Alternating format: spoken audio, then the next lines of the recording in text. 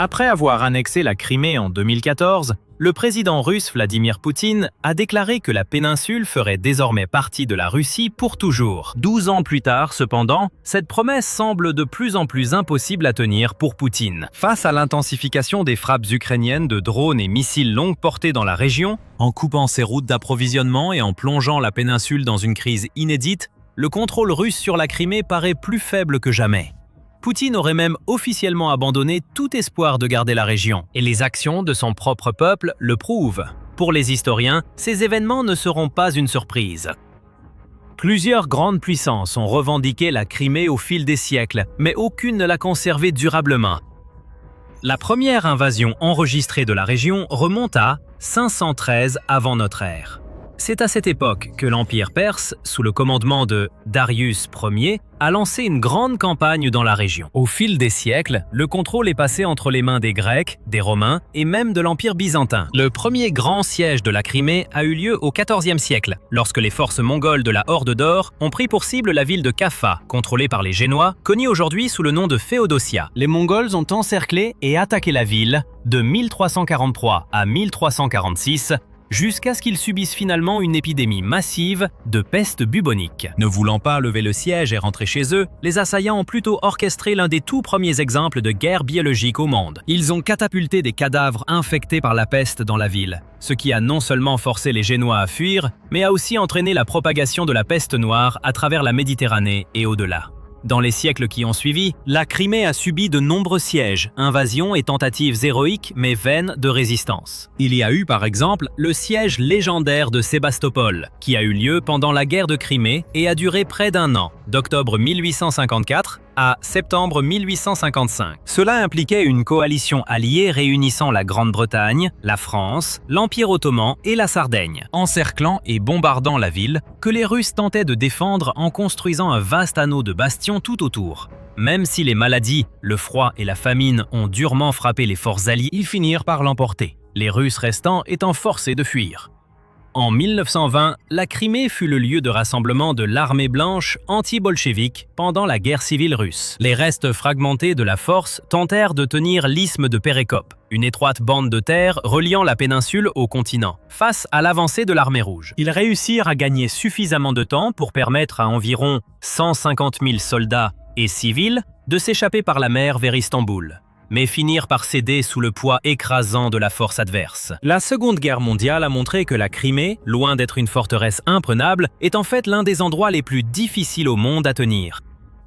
En 1941, alors que les forces de l'Axe coupaient les routes terrestres menant à la péninsule de Crimée, les soldats soviétiques se replièrent vers la ville portuaire de Sébastopol. Les Allemands ont tenté à plusieurs reprises de s'emparer de la ville durant les derniers mois de l'année, sans succès, avant de rassembler une force massive et de bombarder Sébastopol avec de lourds canons ferroviaires et des raids de la Luftwaffe.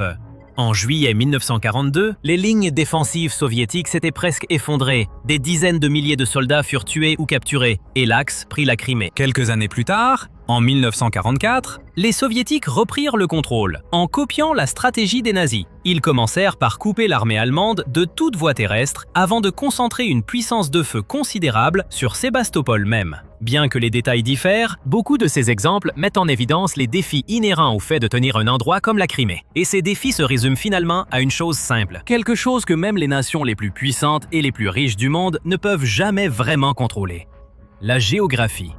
La géographie unique de la Crimée est à la fois sa plus grande force et sa plus grande faiblesse. Elle est naturellement protégée par de vastes étendues d'eau à l'est, à l'ouest et au sud, par exemple. Mais cela implique aussi un accès terrestre très limité. Pendant des millénaires, on ne pouvait entrer ou sortir de la Crimée par la terre que par le nord, via le sud de l'Ukraine.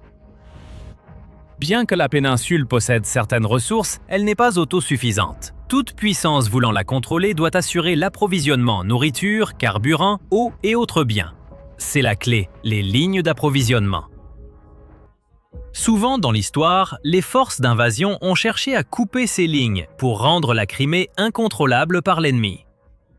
Une fois que la nourriture et le carburant cessent d'arriver, ce n'est qu'une question de temps avant que la force d'occupation ne doive agiter le drapeau blanc ou se retirer. Nous avons vu ce scénario se répéter maintes et maintes fois. L'isolement de la péninsule précédait la défaite de ses défenseurs. Peu importait la hauteur de leurs murs de forteresse, le nombre de fortifications qu'ils installaient, le nombre de tranchées qu'ils creusaient ou de bunkers qu'ils construisaient, ou leur manière de repousser les envahisseurs trop proches. Ils cédaient finalement s'ils manquaient de ressources. Ces leçons historiques restent valables. Après avoir revendiqué le contrôle de la Crimée, Vladimir Poutine semblait croire que le plus dur était passé. En réalité, ce n'était que le début. Prendre la péninsule n'a jamais vraiment été si difficile. La conserver est le véritable défi. Vladimir Poutine semblait le comprendre. Les événements historiques ont sans doute influencé sa décision d'ordonner la construction du pont du détroit de Kertch, long de 19 km. Un ouvrage de 19 km qui ont coûté près de 4 milliards de dollars à construire et qui relie l'extrémité orientale de la Crimée au continent russe. Cela a ouvert un nouveau passage vers et depuis la péninsule. En ordonnant l'invasion de l'Ukraine en 2022, Vladimir Poutine s'est aussi concentré sur les régions clés nécessaires pour contrôler le corridor terrestre reliant la Russie à la Crimée, à savoir Donetsk, Zaporijia et Kherson. La logique était évidente. Si Vladimir Poutine contrôlait les territoires autour de la Crimée, il n'y aurait aucun moyen pour un ennemi, que ce soit l'Ukraine ou même l'OTAN, de couper les lignes d'approvisionnement et d'isoler la région. Du moins, c'est l'impression que cela donnait. Puis l'Ukraine a trouvé une nouvelle stratégie. Une stratégie qui lui a permis de couper les connexions de la Crimée sans même avoir besoin de contrôler des régions comme Kherson ou Zaporijia. Une stratégie qui s'est manifestée sous la forme de la campagne Middle Strike, qui a commencé début avril 2026, et qui implique que les forces ukrainiennes utilisent des drones kamikazes pour cibler les routes de transport et les nœuds logistiques que la Russie utilise essentiellement pour approvisionner la Crimée. Depuis le début de la campagne, nous avons vu une augmentation des frappes sur la logistique militaire du Kremlin dans les régions occupées d'Ukraine, en ciblant surtout l'autoroute de Novorossiya. Une route principale relie la frontière internationale à la Crimée et sert depuis des années d'artère essentielle. La Russie l'utilise pour envoyer troupes, matériel, nourriture, carburant et autres ressources vers la péninsule. Cette même autoroute a depuis été surnommée l'autoroute de la mort par les soldats russes et les blogueurs militaires en raison de l'intensité et de l'efficacité des frappes de drones ukrainiens, qui ont laissé des camions en flammes et des convois entiers en ruine. L'Ukraine s'est aussi attachée à couper toutes les autres liaisons vers la péninsule, frappant et menaçant le pont du détroit de Kertch tout en détruisant ferries ferroviaires russes et navires de la flotte fantôme vers la Crimée. En résumé, plutôt que de lancer un assaut terrestre coûteux risquant d'importantes pertes et d'affaiblir l'Ukraine ailleurs sur la ligne de front, Kiev a intelligemment utilisé son armée croissante de drones pour compliquer au maximum le ravitaillement et le renforcement de la Crimée par la Russie, même si cela ne paraît pas évident d'emblée. Comme l'a récemment déclaré le général Ben Hodges, officier retraité de l'armée américaine, lors d'une interview sur le Global Gambit. Il s'agit en fait de tactiques classiques de siège. Hodges note que l'Ukraine s'engage à isoler la péninsule en s'attaquant à l'infrastructure de transport dont elle dépend. Ainsi, l'ancien commandant général de l'armée de terre des États-Unis en Europe indique que beaucoup quittent la région, pas seulement des vacanciers mécontents ou déçus. Même certains responsables gouvernementaux, conscients que la Crimée devient un piège, essaient de partir. Et selon un responsable russe, Poutine aurait déjà admis avoir perdu le contrôle de la péninsule. Avant d'entrer dans les détails de ce qui a été dit, vous regardez l'émission militaire. Si vous n'êtes pas abonné, c'est le moment.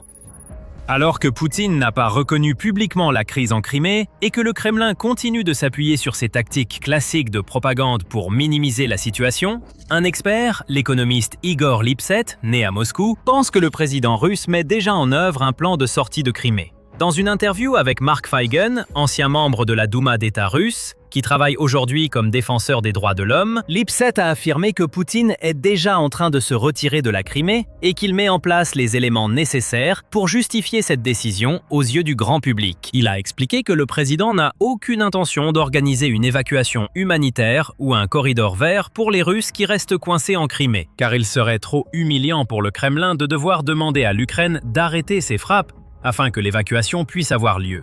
À la place, Moscou compte garder le silence et blâmer l'Ukraine plus tard, lorsque des morts surviendront à cause de la dégradation rapide et des conditions dangereuses dans la région. D'un point de vue humanitaire, les gens devraient être évacués et ceux qui le peuvent devraient partir par le pont. C'est évident, mais cela n'arrivera pas. Poutine affirmera que les gens sont morts à cause de l'Ukraine. Il ne se préoccupe pas du nombre de civils tués en Crimée. Qu'il s'agisse d'enfants ou de personnes âgées, il meurt faute de médicaments, d'électricité ou d'hôpitaux fonctionnels. Il mène sa propre guerre et sacrifie les Russes ordinaires. Lors de la même interview, Lipsitz a également comparé la situation en Crimée à un siège, déclarant « Il y a des pénuries d'eau. L'approvisionnement en électricité devient instable après les frappes ukrainiennes réussies sur les infrastructures énergétiques. À part le pont de Crimée, les communications sont en grande partie coupées. Les files de voitures quittant la Crimée battent des records, les Russes réalisant soudain qu'ils doivent partir immédiatement. C'est alarmant et absurde. Cela montre à quel point la prise de conscience en Russie était faible. En effet, jusqu'au début de l'été 2026, le public russe semblait en grande partie croire que la Crimée était parfaitement sûre. Beaucoup ont réservé des vacances là-bas pour l'été, afin de profiter des stations balnéaires, spas et plages de la péninsule, tandis que des centaines de milliers de Russes se seraient installés définitivement en Crimée depuis l'annexion illégale en 2014. De nombreuses personnes ont pris ces décisions en se fiant aux propos de Vladimir Poutine, qui a affirmé que la Crimée resterait toujours russe. Il a assuré que l'endroit était sûr, revenu à son port d'attache, et a encouragé les Russes à visiter la péninsule, y acheter des maisons et y créer des entreprises. Les gens l'ont cru, alors ils se sont précipités en masse vers la Crimée. Maintenant, cependant, ils réalisent leur erreur, mais pour beaucoup, il est déjà trop tard.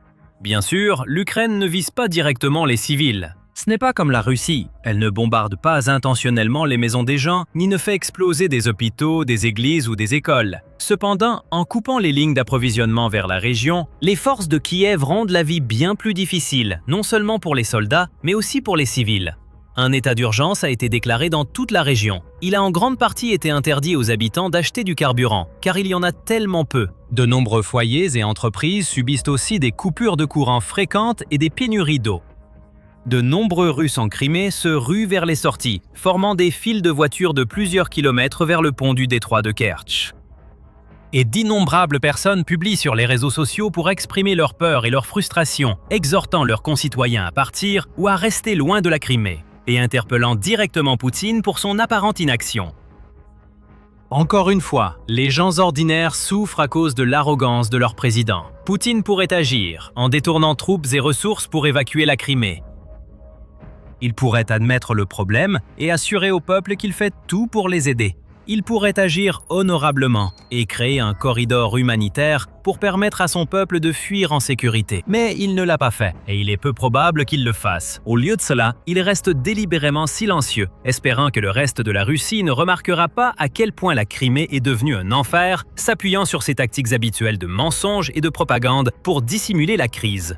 Cependant, comme l'a noté le docteur Oran Dragas, un expert serbe en sécurité et relations internationales, dans un article pour le Kiev Post, la télévision peut répéter sans fin que la Crimée est russe, mais elle ne peut ni stabiliser le réseau, ni remplir les réservoirs, assurer l'approvisionnement, réduire l'attente au pont ou convaincre les familles de rester malgré l'insécurité. Depuis 2014, le gouvernement russe a utilisé la Crimée comme symbole politique ultime. C'était le joyau de la couronne de Poutine, et l'annexion de ce qu'il appelle un porte-avions insubmersible a longtemps été ressentie comme son plus grand triomphe. Même lorsque l'invasion à grande échelle de l'Ukraine a commencé, le contrôle de la Crimée par la Russie n'a jamais vraiment été remis en cause. Alors que Donetsk et Louhansk étaient considérés comme des zones de conflit et des champs de bataille, la Crimée restait dans un état calme, stable et durable, destination de vacances pittoresques, symbole de la capacité de la Russie à prendre et garder un territoire, peu importe comment la soi-disant opération militaire spéciale dans le Donbass se déroulait. Vladimir Poutine rêvait sans doute que des générations de Russes célèbrent son nom et son héritage bien après sa mort, continuant de profiter des plages de la mer Noire pendant des décennies encore. L'Ukraine a brisé ce rêve en 1000 morceaux, ramenant Vladimir Poutine sur terre grâce à sa remarquable campagne de frappe ciblée.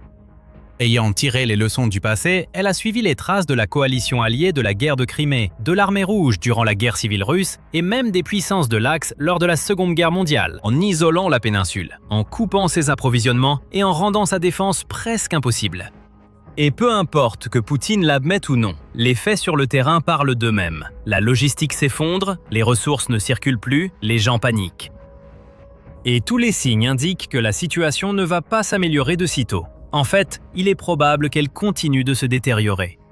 L'Ukraine dispose des armes nécessaires pour poursuivre sa campagne et a déjà commencé à intensifier ses attaques, avec bien plus d'attaques recensées en juin qu'en mai par exemple. Elle a aussi détruit des navires de la flotte Fantôme que la Russie voulait utiliser pour ravitailler la Crimée et possède les moyens d'attaquer ou de détruire le pont du détroit de Kertch si elle le souhaite. Durant les premières années de la guerre, la péninsule servait non seulement de lieu sûr où les Russes allaient en vacances, mais aussi de nœud logistique militaire majeur. Une base méridionale d'où les forces du Kremlin pouvaient attaquer Kherson, Zaporizhia ou lancer des missiles et des essaims de drones plus loin en Ukraine. Ce n'est plus le cas. Comme le déclare le docteur Dragas, l'Ukraine a transformé la Crimée d'une zone arrière sûre en une zone constamment exposée. Et cela ne va pas s'arrêter. Ce qui nous laisse avec une question simple. Que fera Poutine ensuite ? Selon Lipsitz et d'autres, la pression pourrait devenir insupportable pour le président russe. Dragas pense qu'il pourrait fragmenter la crise en plusieurs petits prétextes, en falsifiant des histoires de sabotage et de défaillance technique dans la région, en accusant l'administration locale de ne pas avoir respecté des normes suffisantes de surveillance et de contrôle, et en fin de compte, en accusant l'Ukraine de cibler cruellement des citoyens russes innocents dans la région. C'est ainsi que Poutine opère. Il cherche des boucs émissaires et rejette la faute aussi loin de lui que possible. Cela peut fonctionner avec une partie de la population russe, mais cela ne marchera pas avec les centaines de milliers de personnes en Crimée, dont la vie se détériore chaque jour. Les personnes touchées par les coupures de courant et les pénuries de carburant, les familles privées de lumière ou de nourriture, et les vacanciers à qui leur président a vendu un mensonge et qui ont, sans le savoir, réservé des voyages dans une zone de guerre. Comme le dit le docteur Dragas, la principale faiblesse du récit de la Crimée par Poutine tient à la promesse elle-même. Il n'a pas seulement affirmé que la Crimée était temporairement occupée ou une zone militaire contestée, il a dit que c'était russe pour toujours. Maintenant, ces mots se retournent contre lui. Dans les profondeurs de la Russie, une sorte de Hunger Games inversé se joue. Il ne s'agit pas ici de survivre en étant le dernier debout. Il s'agit des élites, dont beaucoup sont des amis d'enfance de Poutine, qui essaie de s'éloigner du dirigeant russe, pour ne pas être là quand l'homme laissé derrière tombera. Dans le plus pur style Hunger Games, ces élites se retournent les unes contre les autres et contre Poutine. Tout ce qui fait fonctionner la Russie s'effondre dans un chaos de trahison, de manœuvres politiques et d'exode pur et simple. Nous assistons à l'effondrement de la Russie en temps réel. Mais cela se passe loin du champ de bataille. Ce qui se passe en Russie n'est pas un exode clair et net. Vous ne verrez pas d'avions privés transportant les proches de Poutine en fuite. Et vous n'entendrez pas grand-chose de la part de ses proches, concernant leurs intentions directes de le trahir. Ce n'est pas comme ça que les choses fonctionnent en Russie.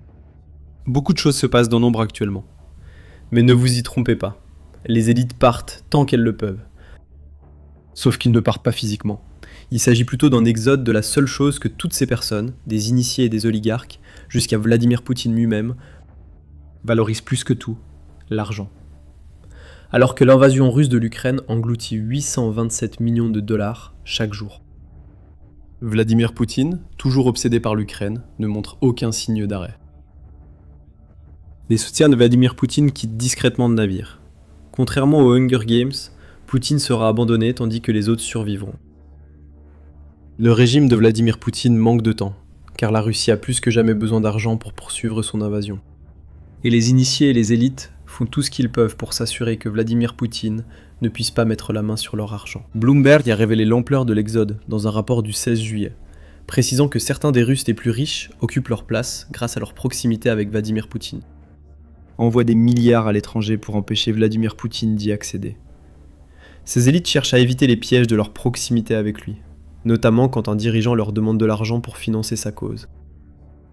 Ou un président despote qui s'approprie simplement les biens qu'on ne lui remet pas. L'idée est simple, si l'argent n'est pas dans le pays, Vladimir Poutine ne peut pas le prendre. Selon Bloomberg, cette fuite de capitaux est estimée à plusieurs dizaines de milliards de dollars, car 6 Russes fortunés et d'autres personnes bien informées sur l'élite russe lui ont tous dit la même chose. De nombreux Russes, parmi les plus riches, modifient radicalement leur portefeuille d'investissement. Nombreux investissent dans les crypto-monnaies et l'or. D'autres placent des liquidités dans des fonds étrangers et l'immobilier. La région du Golfe devient de plus en plus un refuge pour ceux qui souhaitent préserver leurs biens loin de Poutine. Tout cela ne devrait pas surprendre le dirigeant russe. Il a créé cette situation lui-même. Poutine pensait qu'il était responsable de la réussite de nombreux oligarques russes actuels.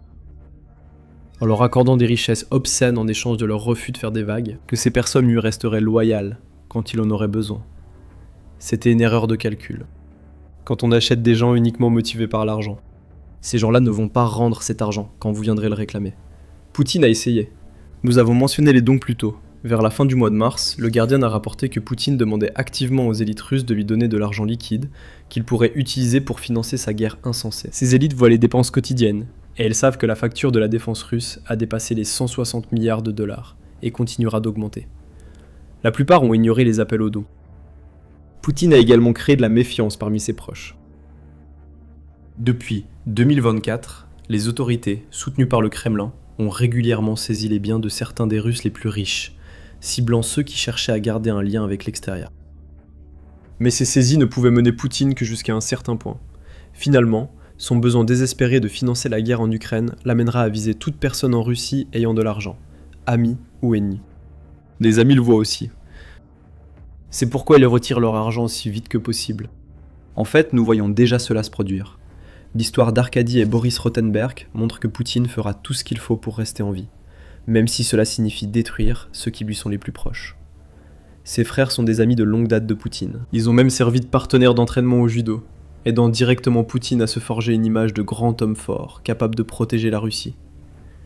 Mais quand les choses se corsent, Poutine abandonne ses loyautés pour poursuivre sa guerre. Dans un rapport de juillet 2026, la fondation Carnegie pour la paix internationale a révélé qu'une purge des personnes loyales au Rotenberg est en cours à l'heure actuelle. Cela ressemble à la purge des élites fidèles à l'ex-ministre russe de la Défense, Sergueï Shoigu. Cette purge oblige les frères, qui ont amassé des milliards grâce à leur association avec Poutine, à regarder leur propre réseau s'effondrer. Konstantin Markov et Alexandre Narodko, tous deux directement liés au Rotenberg, et ayant géré ou dirigé divers projets en leur nom, ont déjà été arrêtés. D'autres suivront, Poutine voulant affaiblir une faction de l'élite qu'il juge menaçante. Tout doit être approuvé par lui. Les frères Rotenberg le savent. Leur ami d'enfance, qui les a rendus riches, s'en prend maintenant à eux. Non seulement pour leur influence politique, mais aussi car ils contrôlent un vaste réseau d'entreprises privées, dont Poutine voudra l'argent qu'elles génèrent. Nous ignorons si les Rotenberg font partie des élites qui sortent leur argent de Russie actuellement. Il serait fou de ne pas le faire. Quant aux autres initiés russes qui sortent leur argent pendant qu'ils le peuvent, ils font tous quelque chose qui va être un thème récurrent dans cette vidéo. Ils comprennent que si cela arrive à des proches de Poutine comme les Rotenberg, cela peut toucher n'importe qui. Mais ce n'est que le début pour Poutine. Alors que l'argent quitte la Russie, Poutine doit également faire face à des ministres, des soldats, et à l'un des nombreux fantômes de son passé meurtrier qui revient le hanter. Nous avons déjà mentionné Shoigu. Son éviction du poste de ministre de la Défense s'inscrit dans une purge en cours au sein du ministère qu'il dirigeait. Shoigu a survécu. Il est maintenant à la tête du Conseil de sécurité de la Russie, bien que ce soit une nette rétrogradation par rapport au poste qu'il occupait auparavant. D'autres n'ont pas eu cette chance. Plusieurs anciens adjoints de Shoigu, dont Pavel Popov, Timur Ivanov et Ruslan Salikov, ont été arrêtés pour diverses accusations liées à la corruption. C'est une purge, tout comme nous le voyons avec le réseau Rotenberg. Sauf que cela se passe au plus haut niveau du pouvoir russe. Poutine s'en prend aux ministres qui ne lui sont plus utiles. Certains ministres ripostent. Denis Boutsaïev, qui était un haut fonctionnaire au ministère russe des Ressources naturelles et de l'Environnement, s'est enfui aux États-Unis après avoir été limogé, juste avant des poursuites pénales. C'est la première fois qu'un ministre en exercice fuit la Russie depuis le début de la guerre. D'autres suivront probablement. À la Douma d'État, Poutine est obligé de traiter avec d'autres ministres, comme le chef du parti communiste, Gennady Zyuganov, qui l'accuse directement d'entraîner la Russie dans une guerre qui ne fera que répéter les événements de 1917. En d'autres termes, l'effondrement total du système de Poutine. Il n'y a qu'un seul mot pour cela, le chaos. Et ce n'est pas tout. Des avertissements concernant une mutinerie circulent dans les rangs de l'armée russe. Fin juin, un vétéran russe nommé Alexandre Lounine a affirmé que la brutalité dont faisaient preuve les commandants russes envers leurs soldats allait conduire à un soulèvement. Lounine a sollicité une audience directe avec Poutine, affirmant que des ministres de l'Intérieur et de la Défense russes l'avaient encouragé à s'exprimer. Toujours plus de traîtres autour de Poutine. Lounine a vite été arrêté pour ses propos et semble avoir disparu après que le Kremlin l'a jugé mentalement instable. Mais ses appels à la mutinerie ont dû glacer le sang de Poutine, car il rappelle le soulèvement de Wagner. Vous vous souvenez peut-être de ce soulèvement et de l'homme qui l'a mené, Yevgeny Prigojine. Poutine s'est occupé de lui, ou devrions-nous dire, officiellement, un crash d'avion a eu raison de Prigojine, après qu'il a tenté de mener une insurrection avec sa force paramilitaire Wagner. Un nouveau soulèvement est la dernière chose dont Poutine a besoin, mais cela reste possible. Leonid avait mis en garde contre cela, et ce fantôme du passé de Poutine refait aussi surface. Le fils d'Evgeny Prigojine, Pavel, dirige maintenant une petite compagnie de mercenaires Wagner en Afrique. Forte d'environ 500 soldats, cette troupe refuse d'intégrer la nouvelle version de Wagner, qui a été absorbée par l'État russe. Au lieu de cela, il défie directement Poutine, menant ce que le Wall Street Journal décrit comme son propre petit empire de seigneurs de guerre dissidents, tout cela échappant au contrôle de Poutine. Et dans tout cela, le contrôle est le point clé. Le contrôle est essentiel à Poutine pour préserver sa version de la Russie et garder le pouvoir, tel un parrain de la mafia. Poutine a bâti un système fondé sur la corruption, le mensonge et le fait de donner du pouvoir à ceux qu'il pensait prêts à le soutenir. Mais ce système s'effondre. Les proches du pouvoir sortent leur argent de Russie rapidement. Les ministres prennent la parole, fuient la Russie ou se font arrêter, et ces arrestations ne font qu'alimenter le feu grandissant qui menace d'engloutir le Kremlin. On parle de mutinerie. Le fils d'un ancien mutin défie ouvertement Poutine. Poutine joue avec des cartes truquées depuis des décennies. Maintenant, il a perdu ses cartes. Dans cette version inversée de Hunger Games, la chance n'est jamais de son côté. La grande question demeure, pourquoi cela arrive-t-il ? La réponse simple, c'est que tout cela se résume à l'impact que la guerre ratée de Poutine a sur les élites et les initiés. Mais cela va plus loin que ça, bien plus loin. Avant d'expliquer comment, rappelons que vous regardez l'émission Militaire. Nous allons au-delà des gros titres pour vous donner le tableau complet. Si cela vous intéresse, abonnez-vous aujourd'hui. Alors, que se passe-t-il vraiment ? L'économie de la Russie s'effondre, pour commencer. Et ce n'est pas idéal pour un système qui repose sur le maintien de l'argent qui circule vers les riches afin d'acheter leur loyauté. Cette économie est en ruine en ce moment. Le déficit budgétaire dépasse les 75 milliards de dollars, après les 6 premiers mois de 2026. Ce qui est plus de 51 milliards au-dessus de l'objectif que la Russie s'était fixé pour toute l'année. Et le gros problème de la Russie, c'est que les actifs liquides ne couvrent pas du tout le déficit. Donc la Russie emprunte de l'argent, beaucoup d'argent. La prochaine échéance de la dette russe, qui approche, les 12 milliards de dollars. Cela coïncide avec la publication de cette vidéo. Le Kremlin ne peut refuser de payer, sous peine d'hyperinflation, que nous aborderons bientôt. Ce que la Russie a, c'est une économie que Fortune qualifie d'illusion bâtie sur la dette. Une crise bancaire va bientôt éclater. La Russie ayant subventionné les prêts durant des années, 10% des prêts bancaires aux entreprises sont désormais irrécouvrables, ainsi que 15% de leurs prêts aux particuliers, soit une somme importante qui n'est pas récupérée par les principales institutions financières russes. Plus de 500 000 Russes se sont déclarés en faillite en 2025. L'inflation ruine déjà la vie de millions de personnes, car ils sont obligés de dépenser jusqu'à 167% de plus pour les produits alimentaires de base en 2026 qu'ils n'en dépensaient en 2024. Avec les attaques ukrainiennes sur les raffineries, le transport maritime et les camions-citernes, la Russie fait face à une crise du carburant et un risque élevé de stagflation, où la croissance stagne et l'inflation explose. Cela ramène au problème d'hyperinflation. La Russie affronte cette crise économique avec d'importantes dettes à rembourser. Poutine n'arrange pas les choses. Il promet aux nouvelles recrues que la Russie effacera jusqu'à 140 000 $ de dettes pour elle, si elle s'engage à mourir dans sa guerre. C'est encore beaucoup d'argent qui échappe aux banques en difficulté. Mais que se passera-t-il quand l'argent manquera et qu'il ne pourra plus tenir ses promesses ? Et qu'en sera-t-il des salaires et primes faramineux versés aux soldats ? La Russie pourrait réagir en imprimant plus de roubles. C'est précisément la recette de l'hyperinflation évoquée. D'autres stratégies russes ont échoué. Le Kremlin a tenté de vendre des obligations, mais n'a récolté que 10% de l'objectif. Contracter plus de prêts ne fonctionne pas non plus. Car ceux prêts à prêter à la Russie exigent des taux élevés, risque oblige, et le Kremlin ne peut payer. Autre option, Poutine pourrait intensifier ce qu'il fait déjà à petite échelle. Prendre aux riches pour donner au Kremlin. Souvenez-vous du thème abordé plus tôt. Les élites et initiés constatent ce qui arrive autour d'eux, et partent tant qu'ils le peuvent. Ce thème revient ici avec force. Les personnes les plus riches de Russie ne sont pas stupides. Elles voient bien le cauchemar absolu que Poutine a créé pour financer son invasion. Et elles savent que rien de ce que tente le Kremlin n'y changera quoi que ce soit. Ces initiés détiennent l'argent, et Poutine les sollicitera si la guerre en Ukraine continue. Sortez l'argent maintenant, et il n'aura rien à voler. La situation économique désastreuse de la Russie est l'une des raisons pour lesquelles nous assistons à cette fuite de capitaux, et à tant d'autres mécontentements dont nous avons parlé. Mais il y a un autre facteur. Les proches de Poutine sont principalement des chefs d'entreprise, beaucoup dirigeants des sociétés privées qui connaissent un tel succès parce que le Kremlin les favorise pour des contrats lucratifs. C'est ainsi que les Rotenberg ont amassé des milliards. Être proche de Poutine rapporte. quand le dictateur n'est pas obsédé par la poursuite d'une guerre qui tourne mal. Ces chefs d'entreprise, longtemps bénéficiaires de la corruption de Poutine, voient désormais la Russie taxer son secteur privé jusqu'à l'anéantissement. Et, dans de nombreux cas, elle cannibalise les entreprises qui ont d'abord rendu ces initiés si riches en les confisquant et en les remettant à l'État. L'environnement pour les entreprises russes est, disons, compliqué en ce moment. Dans un rapport de 13 novembre 2025, le Moscow Times a révélé que les pertes des entreprises avaient augmenté de 3,25% sur la période de janvier à septembre, atteignant un peu plus de 83 milliards de dollars. Environ 18 400 entreprises russes ont enregistré des pertes au cours de cette période, soit 11% de plus que les pertes enregistrées en 2024.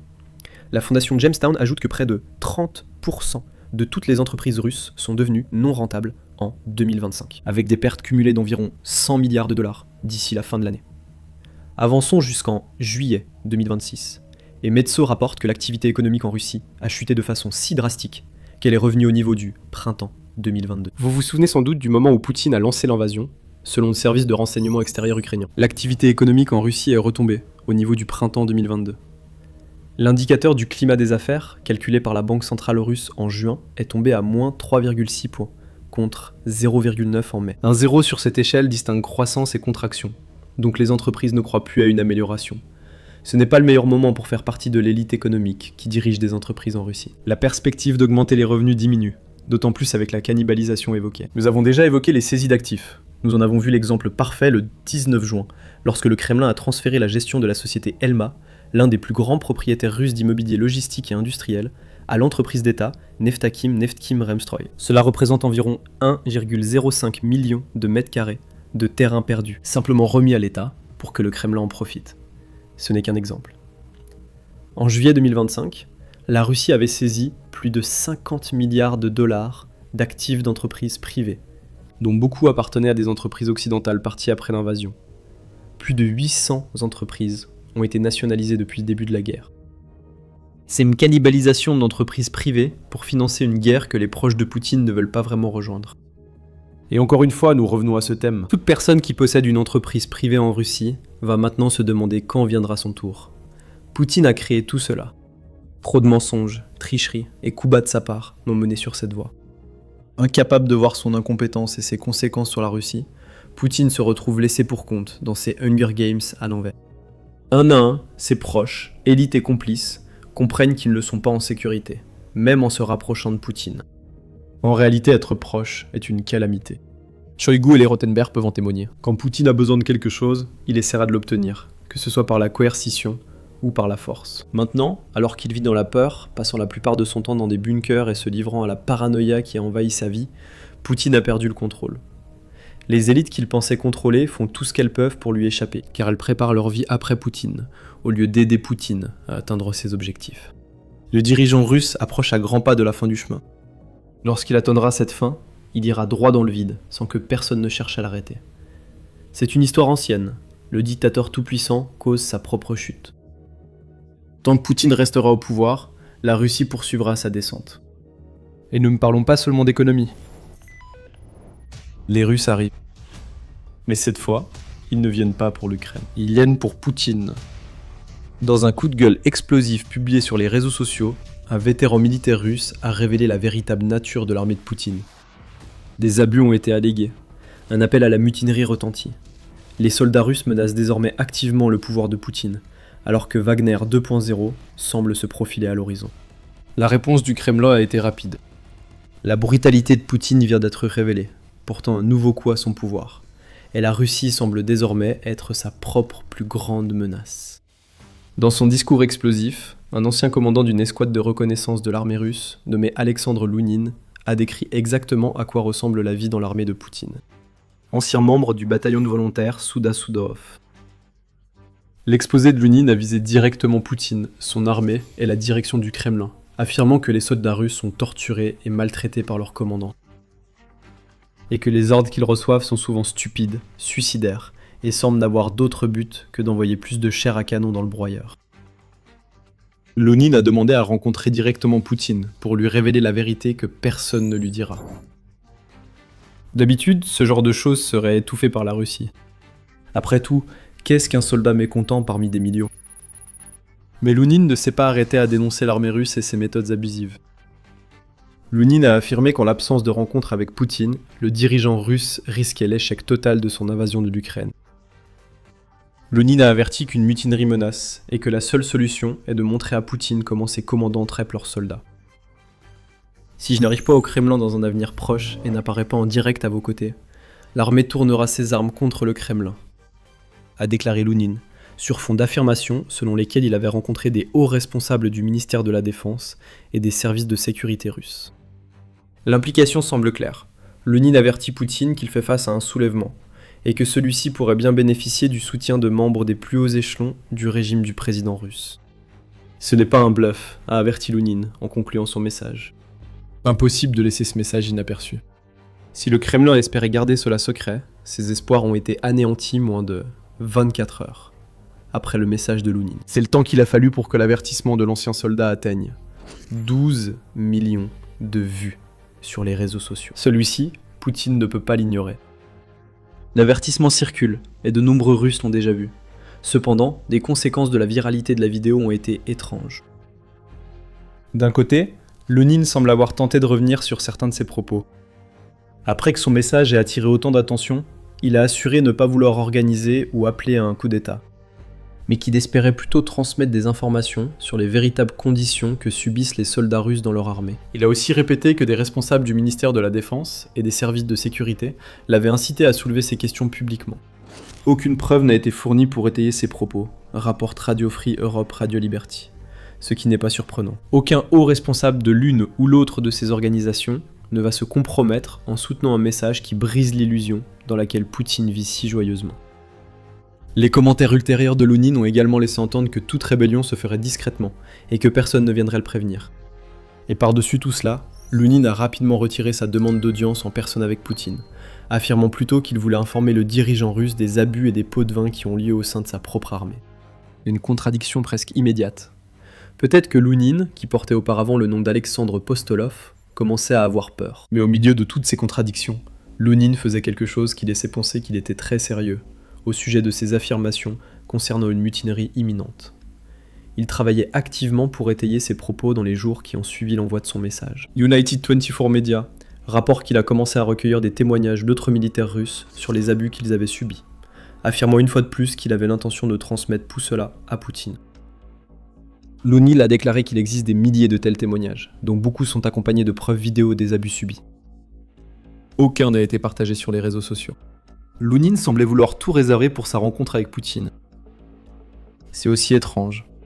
Des menaces de mutinerie et des allégations d'incitation par des hauts responsables à transmettre son message subsistent. Lounine a affirmé avoir le soutien d'un représentant des autorités de Voronezh. Bien qu'il n'ait pu dire seulement que son interlocuteur s'appelait Denis, il a précisé qu'il s'agissait du vice-gouverneur chargé de la politique intérieure à Voronezh. L'homme qui occupe ce poste s'appelle en réalité Dimitri Maslov, révèle Agence News. Il paraît aussi que Lounine a été trompé par des responsables qui s'en servent pour exposer de vrais problèmes dans l'armée russe. Ou qu'il a craqué et ne se soucie plus de ce qui peut lui arriver, du moment qu'on l'écoute. Quoi qu'il en soit, une menace de mutinerie a été proférée. Poutine doit y prêter attention. Ce que le dirigeant russe redoutera surtout, c'est qu'un Wagner 2.0 voit le jour. Le message de Lounine survient près de 3 ans après une tentative de coup d'État ayant presque ébranlé le Kremlin. Le 24 juin 2023, Poutine a fait face à ce qui reste encore aujourd'hui le défi le plus direct à son pouvoir en un quart de siècle de règne en Russie. Evgeny Prigojine, fondateur du tristement célèbre groupe Wagner de mercenaires, fut le catalyseur de ce défi. Bien que non officiellement intégré à l'armée russe, le groupe Wagner semblait soutenir Poutine durant la première année de l'invasion, jusqu'à ce que ce ne soit plus le cas. L'été 2023 a vu le groupe Wagner prendre le contrôle de la ville de Rostov-sur-le-Don, utilisée par la Russie comme l'une des principales bases de départ de sa guerre un peu moins d'1 an et demi plus tôt. Prigojine a organisé ce qu'il a appelé une marche pour la justice, les combattants de Wagner marchant de Rostov-sur-le-Don vers Moscou. Ce n'était pas une marche pacifique. L'International Crisis Group rapporte que le groupe Wagner a abattu plusieurs hélicoptères russes et un avion de chasse, ce qui a conduit Poutine à qualifier toute l'affaire de trahison. La mutinerie s'est terminée le lendemain de son déclenchement. Les soldats de Prigojine étaient à moins de 200 km de Moscou, quand le chef de Wagner a annoncé qu'il bifurquerait vers la Biélorussie pour des pourparlers avec le président Alexandre Loukachenko. Un accord a été trouvé, le coup d'État s'est achevé dans le silence, tandis que la Russie renvoyait Wagner en Ukraine et ailleurs. Quant à Prigojine, il n'a pas survécu beaucoup plus longtemps. L'ancien chef de Wagner n'a pas été incarcéré. 2 mois après sa marche, Prigojine est mort dans un crash d'avion avec plusieurs hauts responsables de son groupe de mercenaires. Le moment semble plus qu'une coïncidence, et des rumeurs persistent selon lesquelles le Kremlin aurait organisé un assassinat pour étouffer l'attaque et calmer la situation définitivement. Le message viral de Lounine ne se compare pas vraiment à une grande marche réunissant des milliers d'hommes. On retrouve des parallèles entre la mutinerie de Wagner et le message de Lounine. Dans le cas de Lounine, des milliers de personnes auraient soi-disant révélé des preuves des abus que Lounine affirme être monnaie courante dans l'armée russe. Des armes pourraient viser le Kremlin, et un appel aux armes risque de provoquer un nouveau Wagner si aucune action n'est prise. Encore une fois, un combattant mécontent ayant vécu la guerre russe en Ukraine décide de prendre position. Ce genre de choses n'arrive pas dans la Russie de Poutine. Et la réponse du Kremlin à tout cela révèle les peurs les plus profondes du président russe, à savoir qu'il sera chassé du pouvoir par les siens. Mais avant d'aborder cette réponse, ceci est un petit rappel. Vous regardez l'émission militaire. Nous publions des vidéos comme celle-ci tous les jours, alors abonnez-vous si notre chaîne vous apporte un nouvel éclairage. La Russie a répondu à Lounine et à ses menaces progressivement. Au début, le Kremlin semble minimiser la vidéo de Lounine. L'un des porte-voix favoris de Poutine, Dmitri Peskov, a réagi le 26 juin. On nous a dit qu'il y avait une telle déclaration, mais nous ne l'avons pas encore lue. Cependant, Peskov juge aussi que les rapports sur les propos de Lounine lui semblaient assez étranges, mais que les responsables devraient d'abord se familiariser avec la vidéo avant de pouvoir porter un quelconque jugement. Une réaction prudente du Kremlin, sans doute car Poutine et ses alliés savaient que la vidéo était devenue très populaire et hésitaient à agir immédiatement. La nouvelle mise à jour vient de Lounine. Une réunion avait été organisée, mais sans Poutine lui-même. En fait, l'invitation à la rencontre venait de Vitaly Borodine, un militant pro-Kremlin et le chef d'un groupe appelé le Projet fédéral pour la sécurité et la lutte contre la corruption.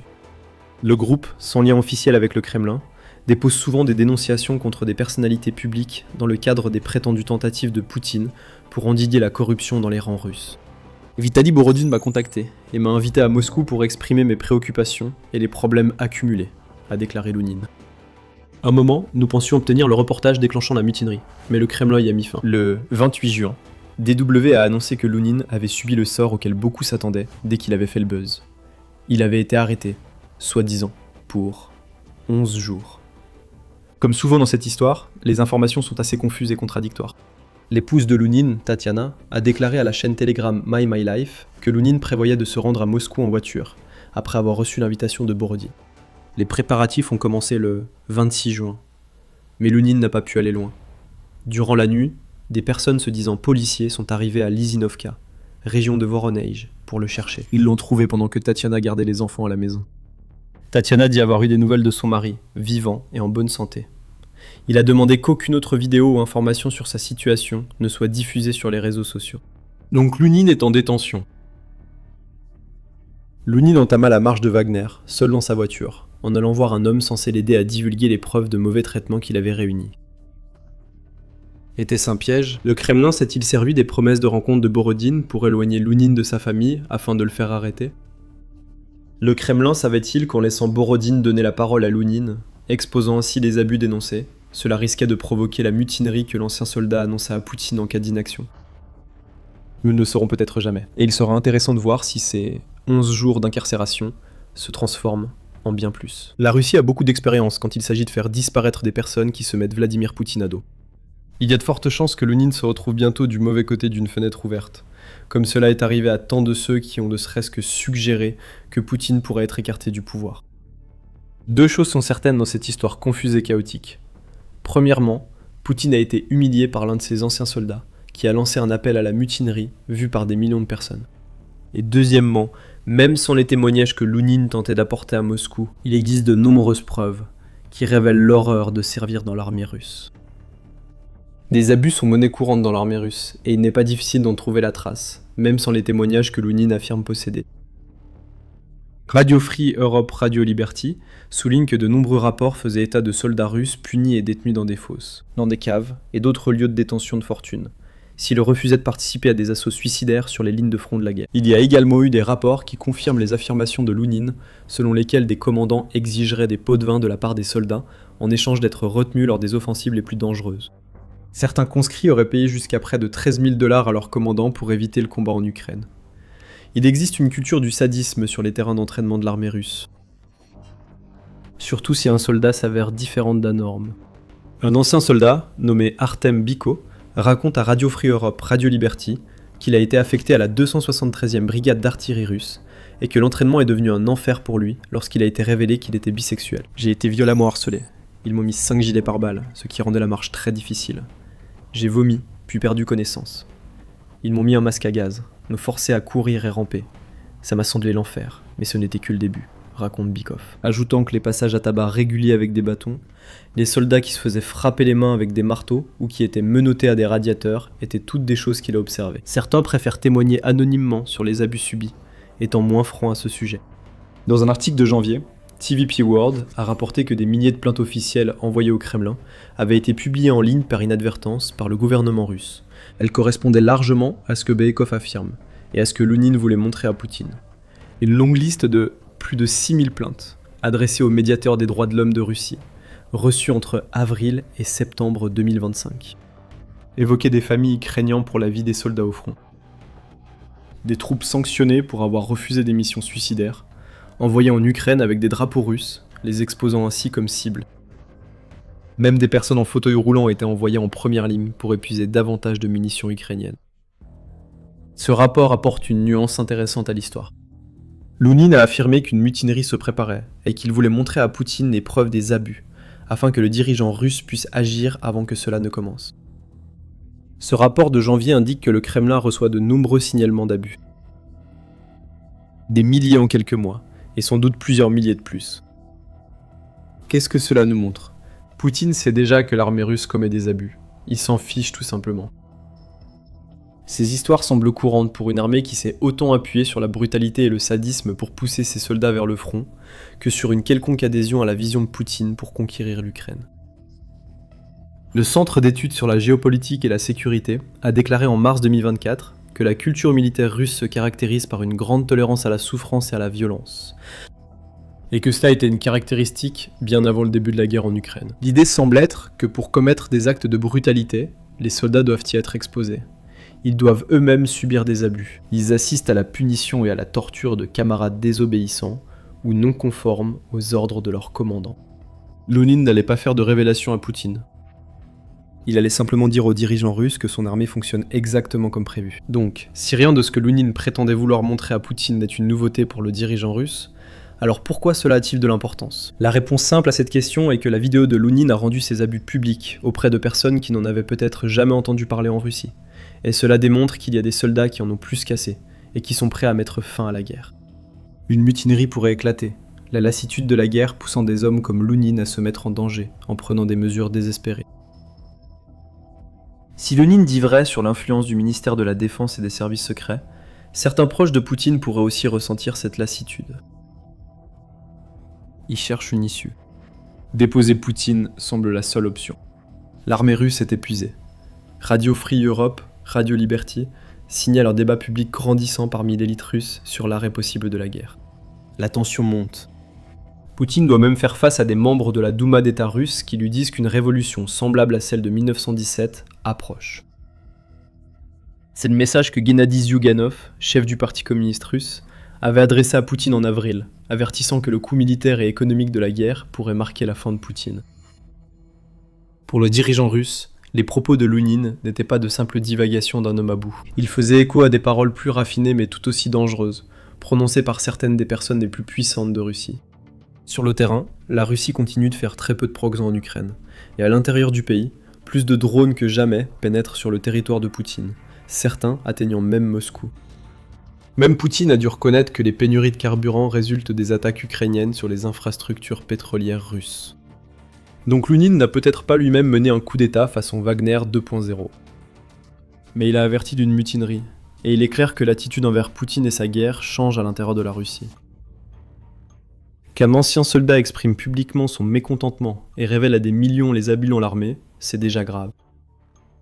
À cela s'ajoutent les divisions parmi les élites, et les preuves indéniables des échecs russes au front et des attaques ukrainiennes dans le pays, représentant une catastrophe potentielle pour Poutine. Il se pourrait bien qu'un événement majeur soit sur le point de briser Poutine. La question est désormais de savoir s'il partira bruyamment, à cause d'une insurrection militaire, ou discrètement, alors que ceux qui œuvrent dans l'ombre cherchent à l'écarter du pouvoir. Les deux issues conviendraient à l'Ukraine, et Poutine offre à ses ennemis assez de cordes pour le pendre. Sur le champ de bataille, l'information, c'est le pouvoir. Mais une bataille reste invisible.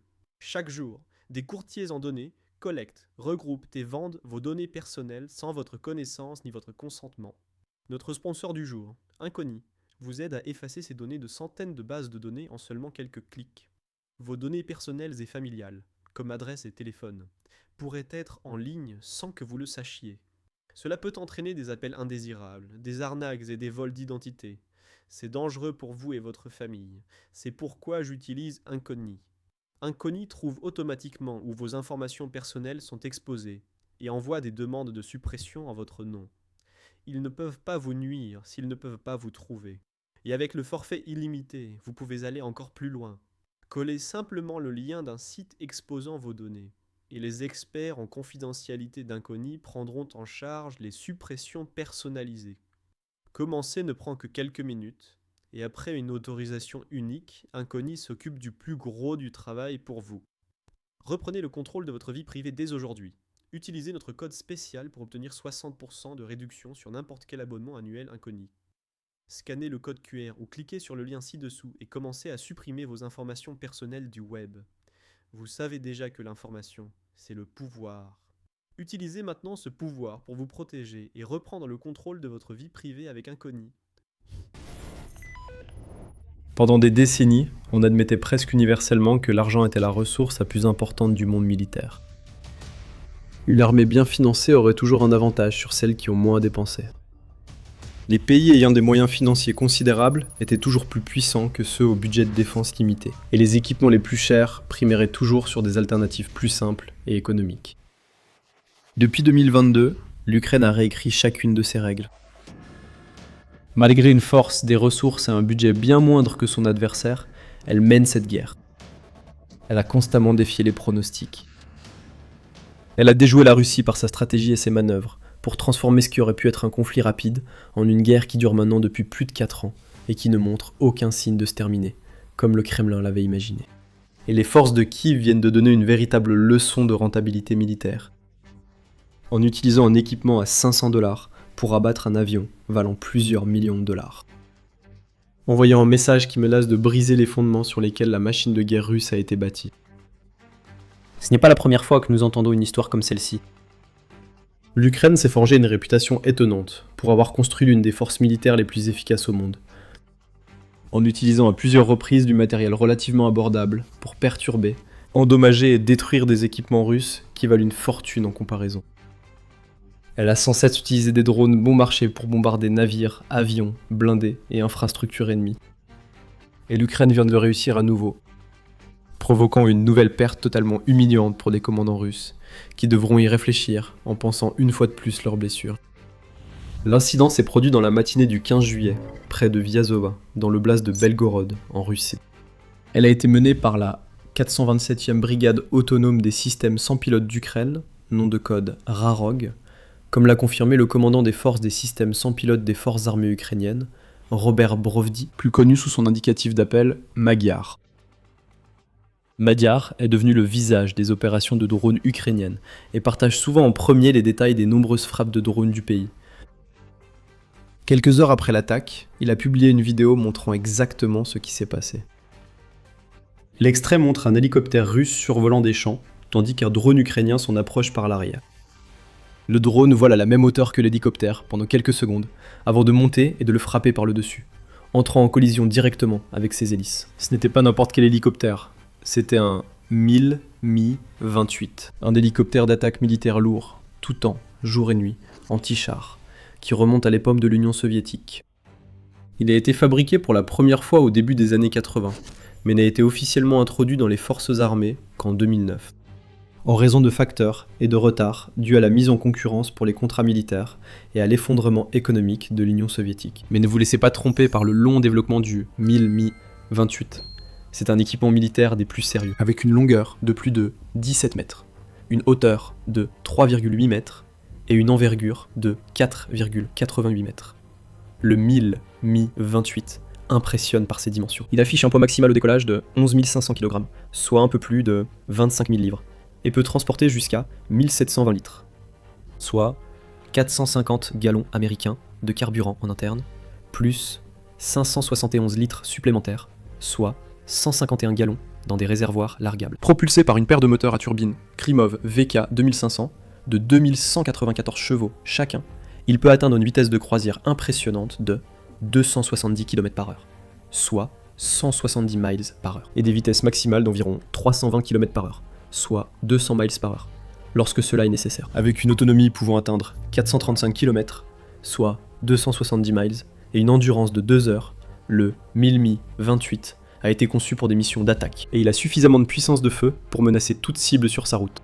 Il est équipé d'une tourelle NPPU-28, montée sous le nez, avec un canon automatique Shpunov, 2 A42 de 30 mm, qui peut tirer entre 200 et 800 coups par minute, avec une portée efficace de 1500 mètres, soit 4900 pieds, contre des véhicules au sol, et de 2500 mètres, soit 8200 pieds, contre des cibles aériennes. Le canon peut également tirer une large gamme de munitions, y compris des obus perforants, des obus à sabots détachables et des obus explosifs incendiaires. En plus de cela, le Mi-28 peut emporter jusqu'à 16 missiles supersoniques Ataka 5, avec une gamme d'ogives, y compris des options anti-chars à haute explosion, des variantes thermobariques et des ogives à tige expansible. Ces options permettent au Mi-28 de s'attaquer aussi bien à des chars de combat principaux, équipés de blindages réactifs explosifs, qu'à l'infanterie, aux bâtiments, aux bunkers et à d'autres hélicoptères. Le Mi-28 peut aussi recevoir divers armements supplémentaires, tels que missiles air-air, air-sol et bombes aériennes, ce qui en fait un des atouts les plus polyvalents de l'armée de l'air russe. La Russie a régulièrement utilisé cet hélicoptère tout au long de sa guerre contre l'Ukraine. Au début du conflit, en 2023, de nombreux rapports faisaient état du déploiement d'hélicoptères d'attaque Mi-28 sur les lignes de front, équipés de nouveaux missiles anti-chars, conçus pour contrer le parc de véhicules blindés de l'Ukraine, en pleine expansion. Travaillant aux côtés d'autres modèles, comme le Ka-52, le Mi-28 s'est montré efficace pour endommager et détruire des chars de combat ukrainiens, des véhicules de combat d'infanterie et des bastions fortifiés. Des rapports mentionnent aussi que les forces russes utilisent cet hélicoptère comme chasseur de drones. Certaines unités ont été vues poursuivant et abattant des drones ukrainiens de reconnaissance et des drones d'attaque kamikaze, avec un succès limité. En résumé, le Mi-28 est largement considéré comme l'un des meilleurs hélicoptères d'attaque actuels. Chacun d'eux représente un atout précieux pour les forces du Kremlin. Bien qu'ils soient moins médiatisés que les drones et missiles, ils ont joué un rôle clé dans le conflit. C'est pourquoi chaque fois que l'Ukraine endommage ou détruit l'un de ces appareils, c'est un événement majeur. Selon le groupe de renseignement en source ouverte Oryx, les forces ukrainiennes ont réussi cet exploit à au moins 20 reprises depuis le début de la guerre. 20 Mi-28 ont été confirmés comme ayant été soit gravement endommagés, soit entièrement détruits, bien que le chiffre réel soit probablement bien plus élevé, puisqu'il existe des cas où des équipements russes sont rayés de la carte, mais aucune preuve claire ne peut être trouvée pour confirmer leur destruction.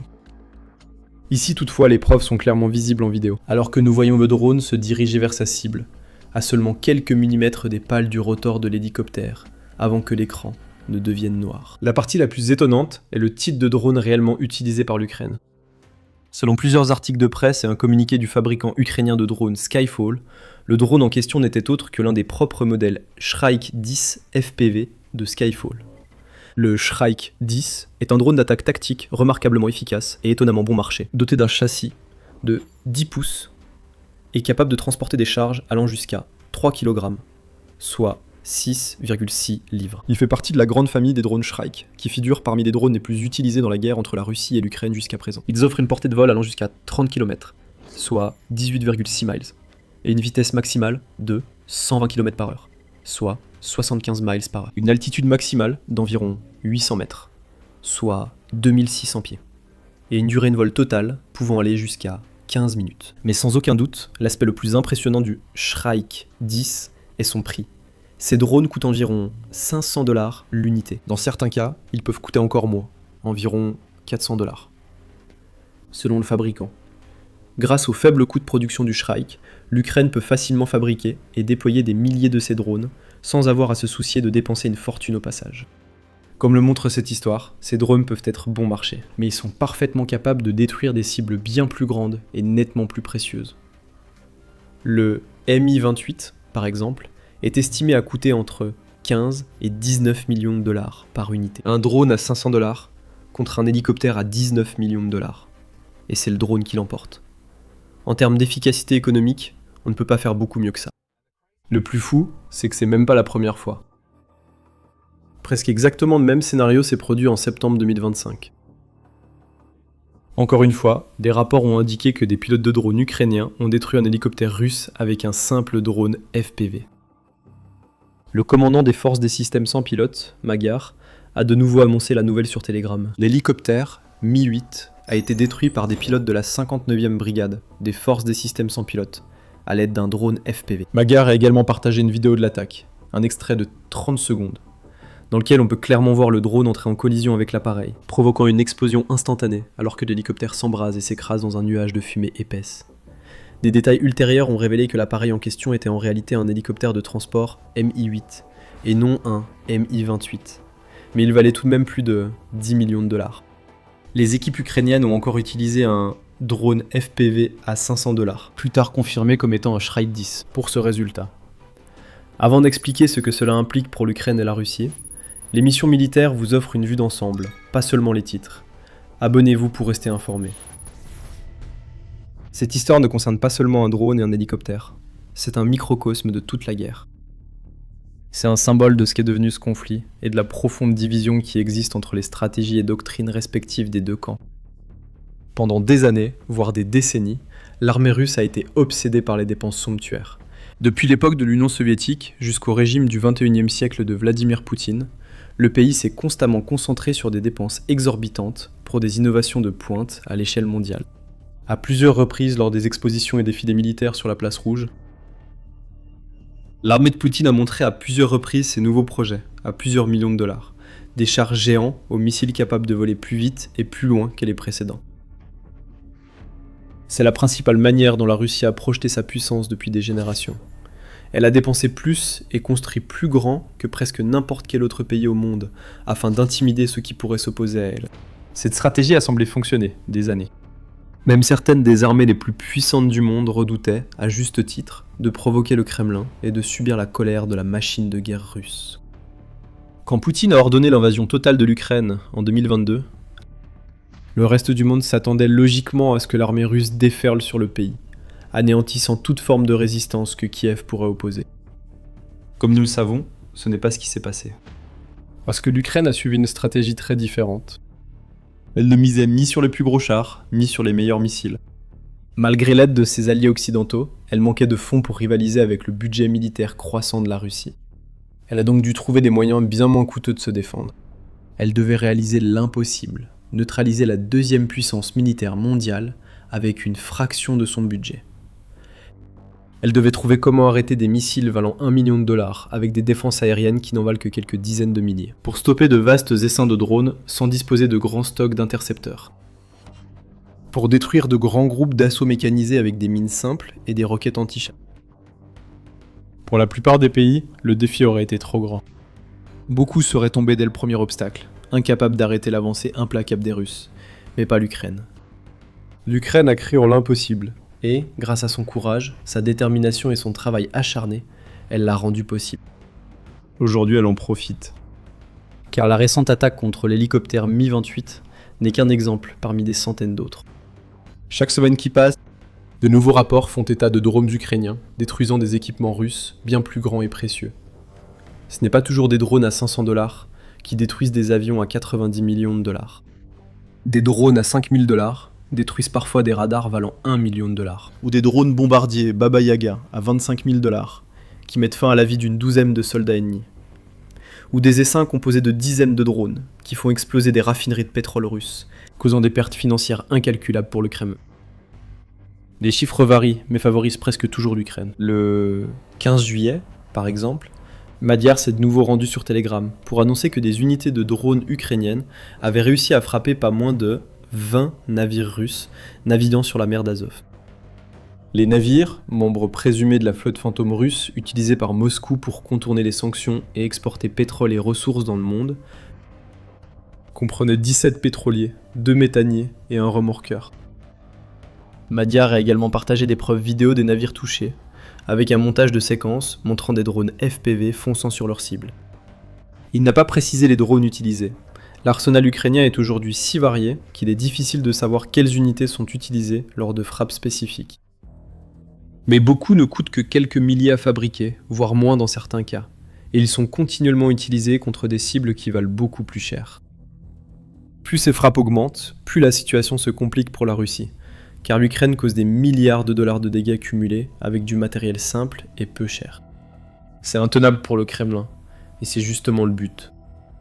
Au cours de l'année écoulée, l'Ukraine a clairement compris que cette guerre ne se gagnera pas sur les lignes de front. Elle ne se gagnera pas en essayant d'affronter la Russie de front et en tentant simplement de détruire le plus de chars et de soldats possible. Le Kremlin dispose encore de plus d'effectifs et de ressources prêtes à remplacer celles éliminées. Au lieu de cela, cette guerre se gagnera ou se perdra sur le plan financier. Si l'Ukraine parvient à rendre le conflit aussi coûteux que possible pour la Russie, le Kremlin pourrait finalement n'avoir d'autre choix que de retirer ses forces et négocier un accord de paix. Le moyen le plus efficace d'y parvenir n'est pas avec des missiles coûteux ou des blindés, mais avec des drones. Il n'est donc pas surprenant que le président ukrainien Volodymyr Zelensky ait annoncé vouloir doubler la capacité de production de drones en Ukraine dans les 12 prochains mois. Lors des récentes célébrations de la journée de l'État ukrainien à Kiev, Zelensky a reconnu avoir lui-même été surpris par la rapidité avec laquelle le secteur de la défense de son pays a augmenté sa production. Je me rappelle quand j'ai annoncé pour la première fois le plan de l'État de produire 1 million de drones par an. Auparavant, beaucoup étaient sceptiques en Ukraine et à l'étranger. Aujourd'hui, nous produisons 10 millions de drones par an. Bientôt, 20 millions. Ce chiffre a également été annoncé par le vice-ministre de la Défense du pays, M. Slav Banik, qui a récemment affirmé à l'Assemblée parlementaire de l'OTAN que l'industrie de défense ukrainienne peut produire 20 millions de drones par an, si elle obtient assez de financement et le soutien de ses alliés occidentaux. Banik a ajouté que la défense pourrait aussi produire des milliers de missiles pour des frappes à longue portée et la défense aérienne. Et a appelé les alliés à continuer d'investir dans le pays pour l'aider à réaliser ses ambitions. De nombreux pays ont répondu à l'appel.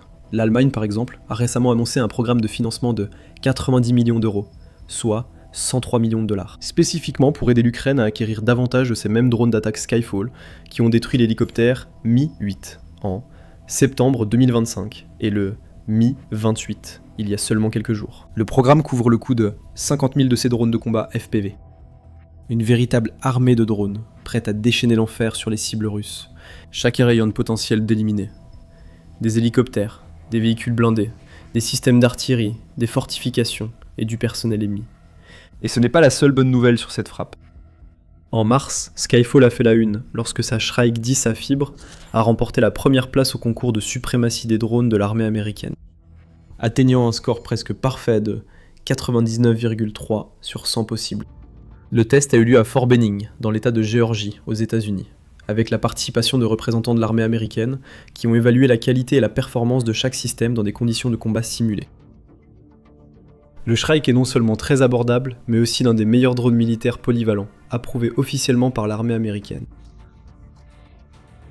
Et ce n'est qu'une partie de ce qui est vite devenu la meilleure armée de drones au monde.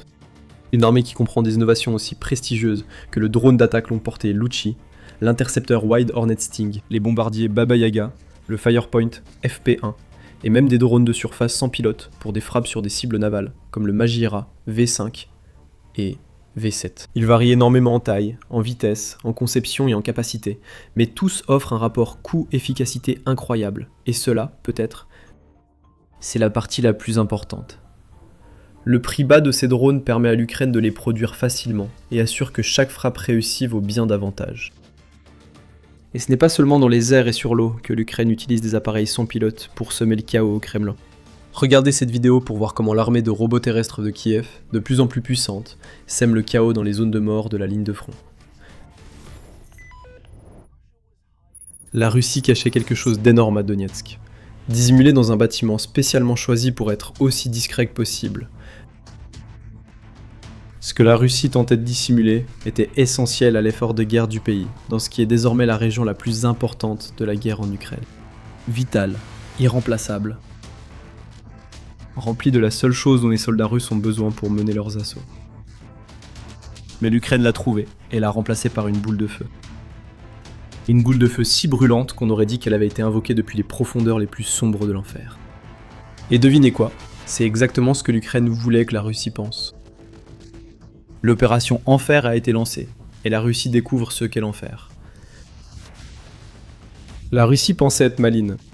Dans les entrailles de Donetsk occupée se trouve la localité de Novo-Ambrosivka. Cette localité, comme beaucoup d'autres, appartenait au vaste réseau de dépôts de carburant et de nœuds logistiques mis en place par la Russie dans l'oblast de Donetsk. Et toutes ces cibles étaient auparavant jugées inaccessibles aux frappes ukrainiennes. Pourtant, la Russie s'était préparée au jour où cela ne serait plus le cas. À Novo-Ambrosivka, un dépôt de carburant stratégique était dissimulé. Au lieu d'être à découvert, il avait été dissimulé dans l'enceinte d'une immense cimenterie. Le carburant était livré à l'usine par chemin de fer et stocké à la fois dans des réservoirs souterrains et dans des citernes en surface, tous dissimulés à la vue. La Russie maintenait la supercherie en transportant le carburant hors de l'installation à l'aide de camions déguisés en véhicules civils. Ces camions transportaient ensuite le carburant vers des dépôts d'approvisionnement principaux, garantissant que les groupes d'assaut russes à l'intérieur de Donetsk disposaient de ce dont ils avaient besoin pour mener des assauts mécanisés et d'autres opérations impliquant des véhicules. L'opération est restée dissimulée pendant des mois, jusqu'à ce que ce ne soit plus le cas. Le 12 juillet, le premier corps Azov ukrainien a révélé avoir localisé la base secrète de carburant russe. Mais il l'avait frappé avec des drones qui ont brûlé d'innombrables tonnes de carburant russe. Cette frappe faisait partie d'une attaque plus large contre Novo-Ambrosivka, qui a également endommagé des voies ferrées et envoyé un message très clair à Poutine. Un centre logistique qu'il croyait autrefois hors de portée est désormais une cible évidente. Le corps Azov a surnommé la frappe Opération Enfer, et voici comment cela s'est passé. Une frappe comme celle-ci n'est pas quelque chose qu'on peut réaliser sur un coup de tête. Le corps Azov ne se contentait pas de repérer le site caché puis de l'attaquer avec des drones. Comme le révèle le corps, dans le message télégramme qu'il a utilisé pour annoncer ce qu'il avait fait, l'opération Enfer a nécessité des mois de planification et d'observation, avant que l'Ukraine puisse être certaine d'avoir le bon emplacement et de pouvoir maximiser l'impact des drones qu'elle se préparait à envoyer. Les membres du corps Azov n'avaient pas accès à l'usine. Cela aurait impliqué de combattre des vagues d'occupants russes, une mission suicide. Les opérateurs de drones du corps ont mené des missions de reconnaissance au-dessus d'installations secrètes de carburant russe. Chaque vol apportait plus d'informations que le précédent. L'agencement de l'usine de béton a été cartographié pour permettre aux opérateurs de drones d'attaque d'identifier rapidement les cibles qu'ils devraient frapper le moment venu. Le réseau logistique qui alimentait l'usine et en sortait, y compris les lignes de chemin de fer que nous avons mentionnées plus tôt, a également été observé et cartographié, tout comme une grande partie des infrastructures de soutien qui permettaient à l'usine de carburant russe de fonctionner. Au fil des mois, un plan a été mis en place. L'Ukraine a même choisi le drone parfait pour cette mission. Le Hornet de Tedia, qui provoque le chaos à moyenne portée en détruisant les camions de carburant et de ravitaillement russes dans les territoires occupés depuis des mois. Cette fois, ces drones devaient affronter un défi plus difficile. Ils étaient le choix parfait, et nous expliquerons pourquoi dans quelques minutes, mais pour l'instant, restons sur l'opération Enfer. Avec la planification terminée et l'arme choisie, le corps Azov était prêt à frapper. Comme mentionné plus tôt, il ne s'agissait pas seulement d'envoyer des drones contre des camions-citernes. Tout a commencé avec une grue ferroviaire. La première cible d'une opération de frappe en plusieurs étapes était loin d'être une simple vieille grue. C'était la grue spécifique que le corps Azov avait identifiée, comme celle que la Russie tenterait d'utiliser pour dégager les voies ferrées endommagées, menant au dépôt de carburant caché, cible principale. Détruire la grue signifiait ralentir la Russie. Et cette logique s'est poursuivie avec la deuxième cible. Le corps Azov a ensuite frappé une locomotive déjà sur les rails. Un double coup a bloqué l'accès ferroviaire. La locomotive endommagée ne pouvait plus se déplacer pour laisser passer les autres trains, qui tentaient d'entrer. Et avec la grue hors service, il était même impossible de la retirer des voies. On pourrait croire que la prochaine cible était le dépôt de carburant, mais c'est faux. Le corps Azov prévoyait une autre étape. Sa prochaine cible était un poste électrique qui alimentait en électricité l'usine de ciment, dissimulant le carburant russe. C'était un coup de génie. On imagine la panique dans l'usine quand les lumières se sont éteintes. Les soldats russes, persuadés que l'Ukraine ignorait ce qui était caché dans l'usine de ciment, réalisèrent soudain qu'il y avait un vrai problème. Et alors qu'il paniquait, ne sachant absolument pas quoi faire ensuite, c'est à ce moment-là que le corps Azov a fait la une des journaux. La nouvelle vague de drones a visé les réservoirs de carburant et les voies ferrées cartographiées des mois plus tôt. La Russie était impuissante. Une frappe aussi inattendue que tout ce que l'Ukraine avait déjà lancé dans les territoires occupés a été menée avec une telle précision qu'un site clé de stockage de carburant à Donetsk n'avait aucune chance. Les produits pétroliers sont le sang de la guerre. Pour approvisionner la force d'occupation, les Russes ont passé beaucoup de temps à construire un réseau de centres logistiques qu'ils pensaient protéger des attaques ukrainiennes. Les opérateurs de drones du premier corps Azov ont changé les plans de l'ennemi, a déclaré le corps sur Telegram. Il a aussi noté que cette attaque aura un impact majeur sur les plans de Poutine pour Donetsk. Une partie du réseau d'approvisionnement en carburant russe devra désormais être transférée des territoires occupés vers la Russie continentale. Pour les soldats en première ligne à Donetsk, cela entraîne de gros retards dans l'acheminement du carburant. Cela va-t-il ralentir les attaques russes ? Peu probable. Poutine est assez insensible pour ordonner à ses soldats d'attaquer ou de transporter des fournitures malgré tout. Ils devront simplement le faire sans véhicule ni protection dans les zones mortelles ukrainiennes. Étrangement, on ne pense pas que ça va particulièrement bien se passer. En détruisant le dépôt de carburant secret russe, l'Ukraine a aussi condamné plus de pantins de Poutine. Exactement comme prévu par l'Ukraine. Ces soldats subissent déjà la douleur des pénuries de carburant qui touchent l'armée russe.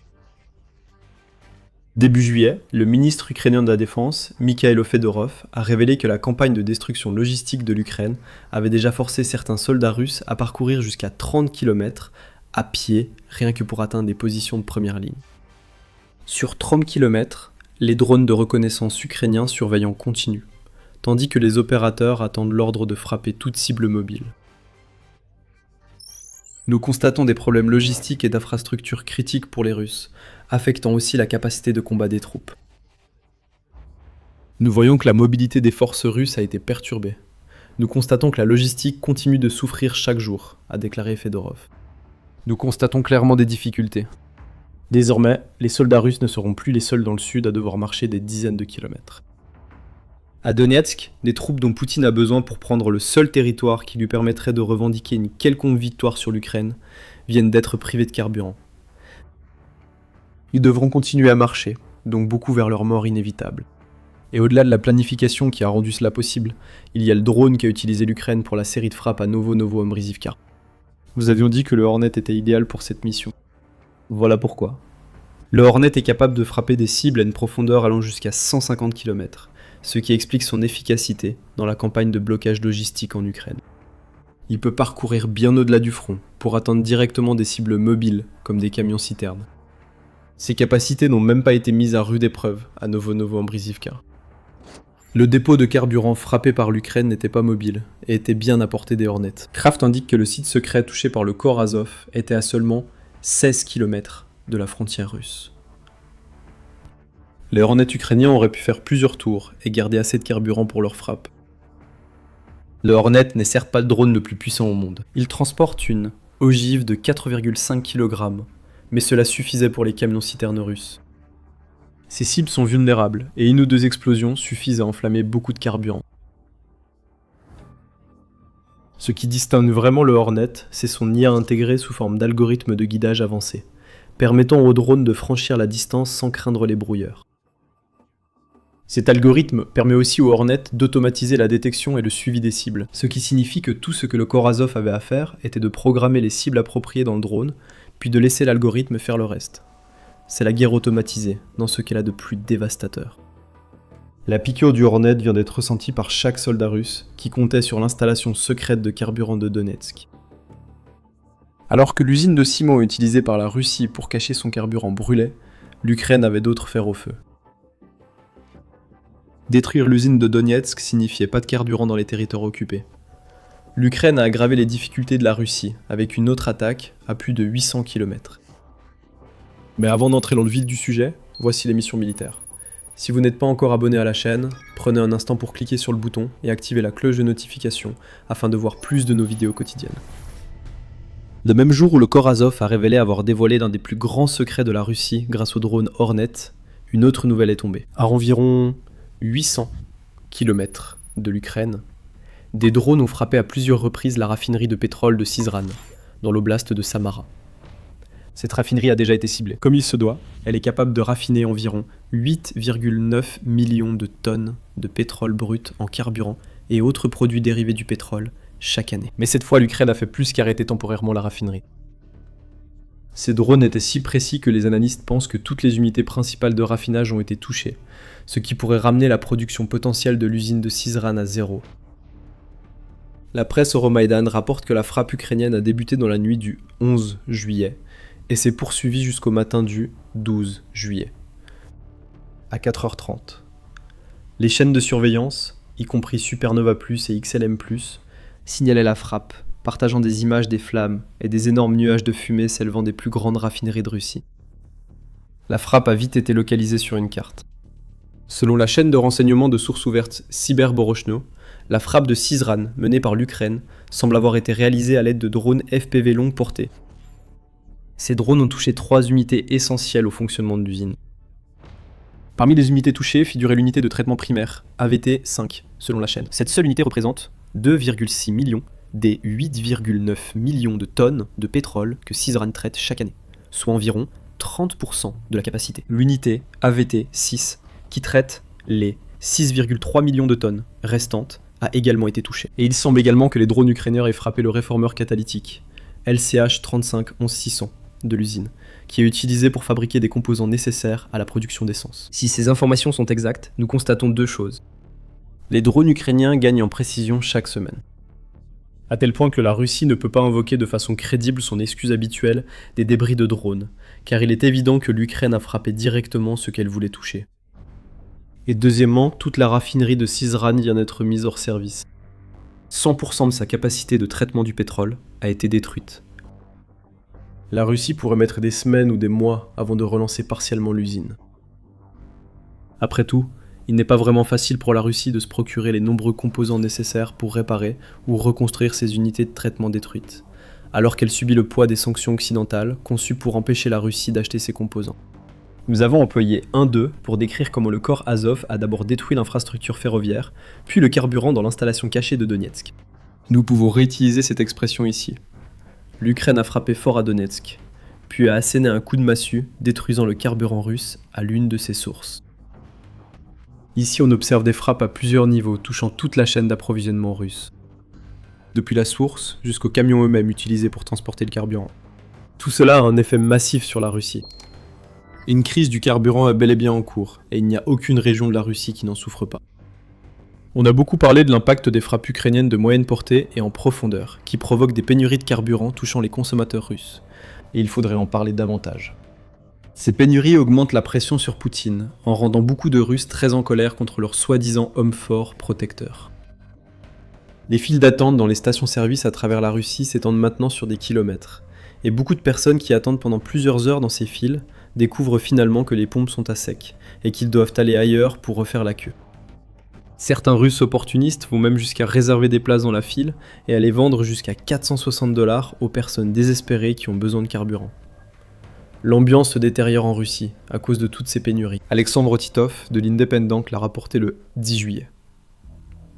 Je me rends en Russie chaque année depuis 2022 et il y a eu un changement évident d'ambiance. En 2022, il fallait surtout survivre et s'adapter à la réalité des sanctions et de la guerre. Durant les 2 années suivantes, l'économie s'est stabilisée et l'optimisme sur sa capacité d'adaptation a augmenté.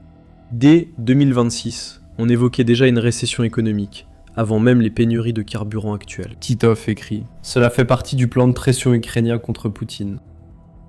Avec la frappe à Donetsk, on voit que l'Ukraine intensifie sa campagne pour provoquer une crise du carburant en Russie.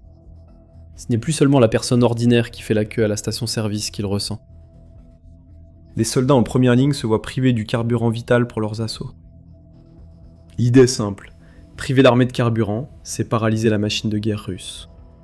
L'Ukraine a intensifié sa campagne contre le carburant. Elle frappe désormais les pétroliers dans la mer d'Azov pour empêcher l'essence et le diesel d'atteindre la Crimée et les territoires occupés sur le continent.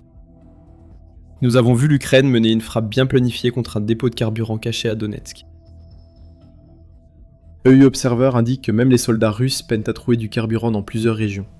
Si l'Ukraine poursuit ses offensives, ces soldats pourraient bientôt manquer de carburant sur le front. Peut-être que cela se produit déjà. On ne fait pas de marche de 30 km à pied comme celle que mentionne Fyodorov si on dispose de beaucoup de carburant. Les civils ne sont plus les seuls privés de carburant. C'est toute l'armée russe. Les chiffres ne mentent pas. Les soldats russes sont éliminés plus rapidement qu'à n'importe quel autre moment, en 2026. À cause de ces problèmes de carburant, au cours des 24 heures précédant le 13 juillet, la Russie a perdu environ 1600 soldats, rapporte Pravda. Nous nous demandons combien de soldats ont dû marcher vers le front au lieu de conduire, pour finir face à un drone ukrainien. En juin, la Russie a perdu près de 40 000 de ses soldats, alors que sa logistique s'effondrait et que ses troupes devenaient plus vulnérables que jamais. Voici les conséquences de la crise du carburant provoquée par l'Ukraine. Petit à petit, toute la machine de guerre de Poutine s'effondre. Et puis il y a Donetsk. Poutine veut que Donetsk tombe le plus vite possible. Il le dit depuis des années, depuis que la Russie a commencé sa campagne d'agression contre l'Ukraine, en 2014. Le président ukrainien Volodymyr Zelensky dit que Poutine a fixé 15 échéances pour la chute de Donetsk et du Donbass au sens large, dont la grande majorité sont déjà passées sans aucun résultat. La dernière de ces échéances fixées par le Kremlin est le 31 décembre. Cela fait suite aux précédentes échéances de 2026. Le 31 mars, celle-là n'a pas abouti. Et le 1er septembre, que Poutine semble avoir abandonné bien avant même que nous y arrivions. Les échéances n'ont pas d'importance. Al Jazeera affirme qu'au rythme actuel de progression de la Russie, il lui faudra encore 5150 jours, soit environ 14 ans, pour prendre le reste de Donetsk. Poutine sera probablement mort d'ici là. Du carburant en feu, dans un dépôt caché à moins de 20 km du front, ne va pas arranger les choses pour la Russie. Cela implique un nouveau ralentissement, plus de soldats obligés d'avancer à pied sous le feu, et surtout, que le fantasme de Poutine sur Donetsk a été détruit. La Russie ne va pas prendre Donetsk, du moins pas de sitôt. Tandis que Poutine essaie de comprendre ce qui va se passer ensuite, le corps Azov continue son chemin. Il a probablement déjà davantage de drones de reconnaissance repérant une nouvelle cible que la Russie tente de dissimuler et que l'Ukraine ne devrait pas pouvoir atteindre. Il y a un vieux proverbe qui dit « Trompe-moi une fois, honte à toi. Trompe-moi 2 fois, honte à moi. » Si Poutine pouvait ressentir la honte, elle l'envahirait maintenant. La Russie vient d'être humiliée sur un aérodrome dans la région de Koursk. Là-bas, la Russie cachait l'un de ses avions de chasse derrière l'un des meilleurs systèmes de défense aérienne du pays. L'Ukraine les a détruits tous les deux. D'abord l'un, puis l'autre. Une arme imparable a été réduite en cendres, et la Russie s'est fait berner 2 fois en l'espace de quelques frappes de drones. C'est embarrassant. Humiliant. Mais cela est devenu une chose courante pour la Russie ces derniers temps. Nous nous dirigeons vers l'aérodrome de Kalino, qui se trouve à environ 7 km à l'est du centre de Koursk. Cet oblast est connu pour la plus grande humiliation subie par la Russie dans la guerre en Ukraine jusqu'après. En août 2024, l'Ukraine a lancé une contre-invasion et pris plusieurs centaines de kilomètres carrés de territoire russe. Même repoussée, cette invasion a fait de Koursk, région frontalière, l'un des oblasts les plus vulnérables de Russie. Et maintenant, l'endroit de la plus grande honte de Poutine lui a de nouveau été rappelé. Depuis le début de son invasion, la Russie a fait de Kalino un aérodrome à double usage. L'aéroport de Koursk-Vostochny s'y trouve, mais caché à Kalino se trouve une base aérienne militaire qui soutient les activités aéronautiques russes. Protégée par certaines des défenses aériennes les plus avancées dont dispose la Russie, cette base aérienne abrite des chasseurs et des bombardiers qui lancent des missiles et des bombes planantes sur l'Ukraine pendant une grande partie de la guerre. L'Ukraine devait agir contre cette base, et le 21 juillet, on a appris qu'elle l'avait justement fait. Les faits sont brutaux. La 15e brigade indépendante d'artillerie de reconnaissance ukrainienne, aussi appelée Forêt Noire, a lancé une attaque de drone qui a détruit 2 des armes les plus précieuses de la Russie. Un MiG-29 a été détruit dans les explosions, ce qui embarrasse déjà la Russie. Pire, des drones ukrainiens ont aussi détruit un système de défense, Pantsir S-1, censé protéger l'avion. L'Ukraine a détruit 2 cibles de valeur en une attaque, la Russie perdant un avion de combat et un système de défense censé protéger l'aérodrome de Kalino contre le type même de menace que l'Ukraine venait d'envoyer. Réfléchissez-y. Un système de défense aérienne vise à détruire les projectiles entrants, missiles ou drones. La Russie a placé son Pantsir S-1 à Kalino, pensant qu'il ferait justement cela. Mais ce ne fut pas le cas. L'arme prévue pour stopper les drones ukrainiens a été détruite par eux-mêmes. Et cela a ouvert la voie à une attaque suivante, qui a détruit le MiG-29. Comme nous l'avons dit, humiliant. L'état-major général de l'Ukraine a annoncé l'attaque sur Telegram et a menacé de nouvelles attaques. Une vidéo accompagnant ce message montre les frappes avec tant de détails que la Russie ne pourra ni les nier, ni invoquer sa traditionnelle excuse de débris de drone, pour expliquer comment les drones ukrainiens ont atteint une nouvelle base russe et détruit des cibles importantes. La séquence d'environ 50 secondes débute par des extraits de reconnaissance et de planification précédant la frappe. On y voit la base, le MiG-29 et le système Pantsir S-1 ciblé par l'Ukraine, puis le MiG-29 en flammes, ce qui est un indicateur aussi clair d'une frappe réussie que l'on puisse souhaiter. Mais le moment fort arrive, dans les toutes dernières secondes. Des images filmées du point de vue du drone ukrainien montrent le système Pantsir S-1 aligné dans sa ligne de mire. C'est l'un des meilleurs systèmes de défense aérienne de la Russie. On pourrait penser que ce système serait en train de pivoter, de tirer des salves de missiles sur le drone, mais non. Le drone s'approche, alors que le système de défense aérienne semble totalement inconscient de sa présence. La vidéo s'arrête avant le contact du drone, mais le message est clair. Le système Pantsir S-1 russe n'a pas protégé le MiG-29, et n'a même pas réagi face au drone ukrainien. Était-ce un vrai système ou un leurre ? Cela a-t-il de l'importance ? Le fait marquant, c'est qu'Ukraine vient de frapper une base aérienne à Koursk, qui est censée être très bien protégée, et la Russie n'a rien pu faire pour l'en empêcher. La douleur s'accentue encore plus lorsqu'on commence à examiner les chiffres de plus près. La Russie n'a pas seulement perdu 2 armes majeures, ce qui est déjà embarrassant. Lorsque nous avons dit que ces armes avaient une grande valeur, nous le pensions vraiment. Un seul chasseur, MiG-29. À l'époque, ces avions soviétiques coûtaient à la Russie environ 25 millions de dollars. Un Pantsir S-1 coûte environ 20 millions de dollars. La Russie vient donc d'être contrainte d'encaisser un total de 45 millions de dollars de pertes, grâce à un coup dévastateur porté par les drones ukrainiens. N'oubliez pas que ces drones n'ont coûté qu'une fraction de ce montant. L'Ukraine n'a pas confirmé quel drone elle a utilisé pour l'attaque sur Koursk. On peut supposer que le coût n'aurait pas dépassé les quelques centaines de milliers de dollars pour cette frappe, ce qui représente un retour sur investissement immense. Et tout cela ne prend même pas en compte l'impact opérationnel plus large de la perte de ces équipements. Kalino est désormais plus vulnérable après avoir perdu son Pantsir S-1, rendant les drones ukrainiens plus susceptibles d'atteindre leur cible. La perte d'un MiG-29 prive aussi la Russie d'une plateforme pour lancer missiles et bombes planantes. Cela entraîne moins de dégâts infligés à l'Ukraine, et lorsque l'Ukraine n'est pas sous pression aérienne, elle peut se concentrer davantage sur le fait d'infliger des pertes à la Russie au sol. Donc, le 21 juillet n'a pas vraiment été une bonne journée pour la Russie. À ce stade, vous savez comment agissent les frappes ukrainiennes. L'Ukraine cible rarement un seul lieu, c'était aussi le cas ici. Alors que l'équipement brûlait à Kalino, les drones ukrainiens frappaient ailleurs en Russie et dans les territoires occupés. Euromaidan Press propose un compte-rendu complet. À Orly, qui se trouve dans la région occupée de Kherson, l'Ukraine a détruit une station radar Bussole S. La station ne servait pas aux défenses aériennes russes, mais à surveiller des cibles maritimes, probablement en mer Noire et sur le Dnipro.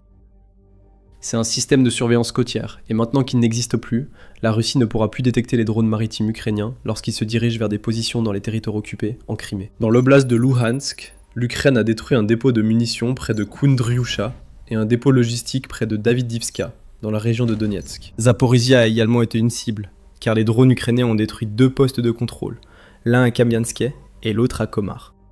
Koursk n'avait pas que son aérodrome à craindre non plus. Des drones ukrainiens ont aussi visé un entrepôt logistique près de Popovolochi, dans l'oblast de Koursk. Ce fut une nuit de terreur aérienne et d'échec pour la défense antiaérienne russe. Le MiG-29 et le Pantsir S-1 étaient les vedettes, mais ce n'était pas tout. L'Ukraine semble avoir pris l'habitude de cibler des aérodromes russes.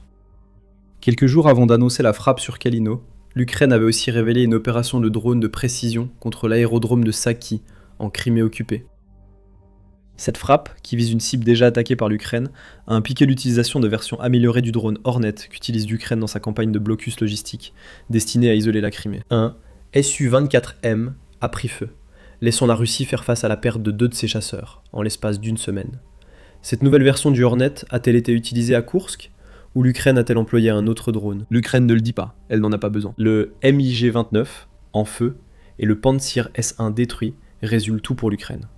Désormais, nous sommes prêts à aller plus loin. Pourquoi neutraliser ces cibles de grande valeur est-il crucial ?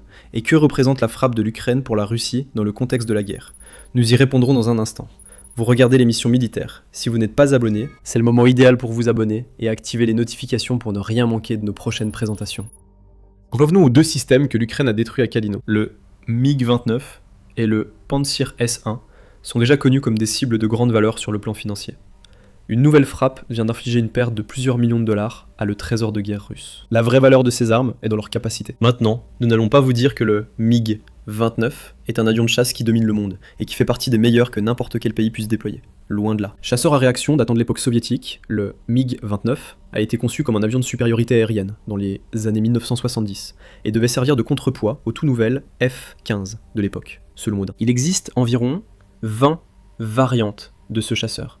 Et on ignore laquelle l'Ukraine a frappé à Kalino. Les principales caractéristiques sont que ce chasseur a un rayon d'action de combat de 1500 km, lorsqu'il est équipé de réservoirs externes, peut atteindre une vitesse maximale de 2400 km/h, et peut être équipé de différents types de missiles et de bombes. Mais la plupart de ces caractéristiques importent peu quant à l'usage des MiG-29 par la Russie contre l'Ukraine.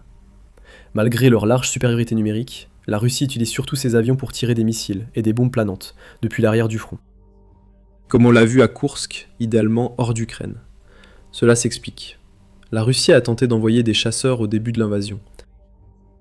Elle a vu des dizaines de ces avions abattus lors de bombardements contre des cibles ukrainiennes. Jusqu'à présent, la Russie a perdu 438 appareils face à l'Ukraine. Une grande partie a été perdue lors des premières tentatives d'imposer la supériorité aérienne. Les MiG-29, ainsi que de nombreux autres chasseurs russes, faisaient partie de ces pertes initiales. Et la Russie a dû rapidement adapter la façon dont elle utilise ses avions de chasse pour qu'ils aient un quelconque impact. Ainsi, la Russie a mis en place la stratégie du bombardement depuis l'arrière du front. Cela permet de garder les chasseurs russes hors de portée des défenses ukrainiennes, mais ils doivent rester sur des bases proches de l'Ukraine pour lancer missiles et bombes planantes. La Russie accepte néanmoins ce compromis. Surtout compte tenu de l'efficacité des bombes planantes jusqu'à présent, et de la conviction, dans certains cercles, que les attaques aux bombes planantes vont définir la prochaine phase de la guerre. C'est du moins ce que dit Forbes. Dans un article du 1er juillet, Vikram Mittal a écrit que les bombes planantes remplacent progressivement l'artillerie traditionnelle comme principal moyen de pression contre les fortifications. C'est le cas pour les deux camps. Pour la Russie, les tirs constants de bombes planantes lui permettent de bombarder les localités ukrainiennes à distance en utilisant d'anciennes bombes FAB converties grâce à des kits d'ailes, ce qui leur confère une plus grande portée et une meilleure précision. Quel rapport avec le MiG-29 détruit par l'Ukraine ? Ce chasseur basé à Koursk, une région frontalière, était sûrement utilisé par la Russie dans sa stratégie de bombardement aérien. Peut-être en visant Soumy et d'autres régions voisines, l'Ukraine a frappé une stratégie aérienne dont la Russie dépend davantage. Elle a aussi signalé qu'aucun chasseur envoyé à Kalino ne sera en sécurité, ce qui pourrait forcer la Russie à retirer d'autres appareils, limitant encore l'impact de la campagne de missiles et bombes planantes. Ensuite, il y a le Pantsir S-1. Nous appelons ce système de défense aérienne l'un des plus importants dont la Russie dispose dans son arsenal, parce qu'en théorie, parmi les plus efficaces contre les drones ukrainiens, il est assez portable pour être transporté en camion et déplacé facilement. La principale force du Pantsir S-1 serait sa polyvalence.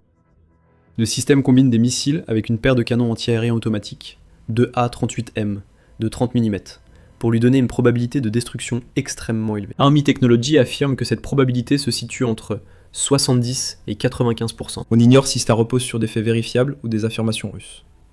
Un Pantsir S-1 chargé transporte environ 1500 cartouches. Pour ces canons, allant des obus perforants aux obus à fragmentation ou explosifs, les camions peuvent tirer 700 coups par minute et ont une portée de 4 km.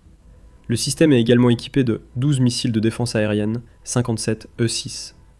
Le point que nous soulignons ici n'est pas la puissance de feu, il s'agit de la polyvalence. Le Pantsir S-1 devrait être capable de gérer tout ce que l'Ukraine lui envoie, des missiles aux drones, grâce à la grande variété de munitions que ses utilisateurs peuvent combiner selon la situation. Et pourtant, le Pantsir S-1 à Kalino a échoué.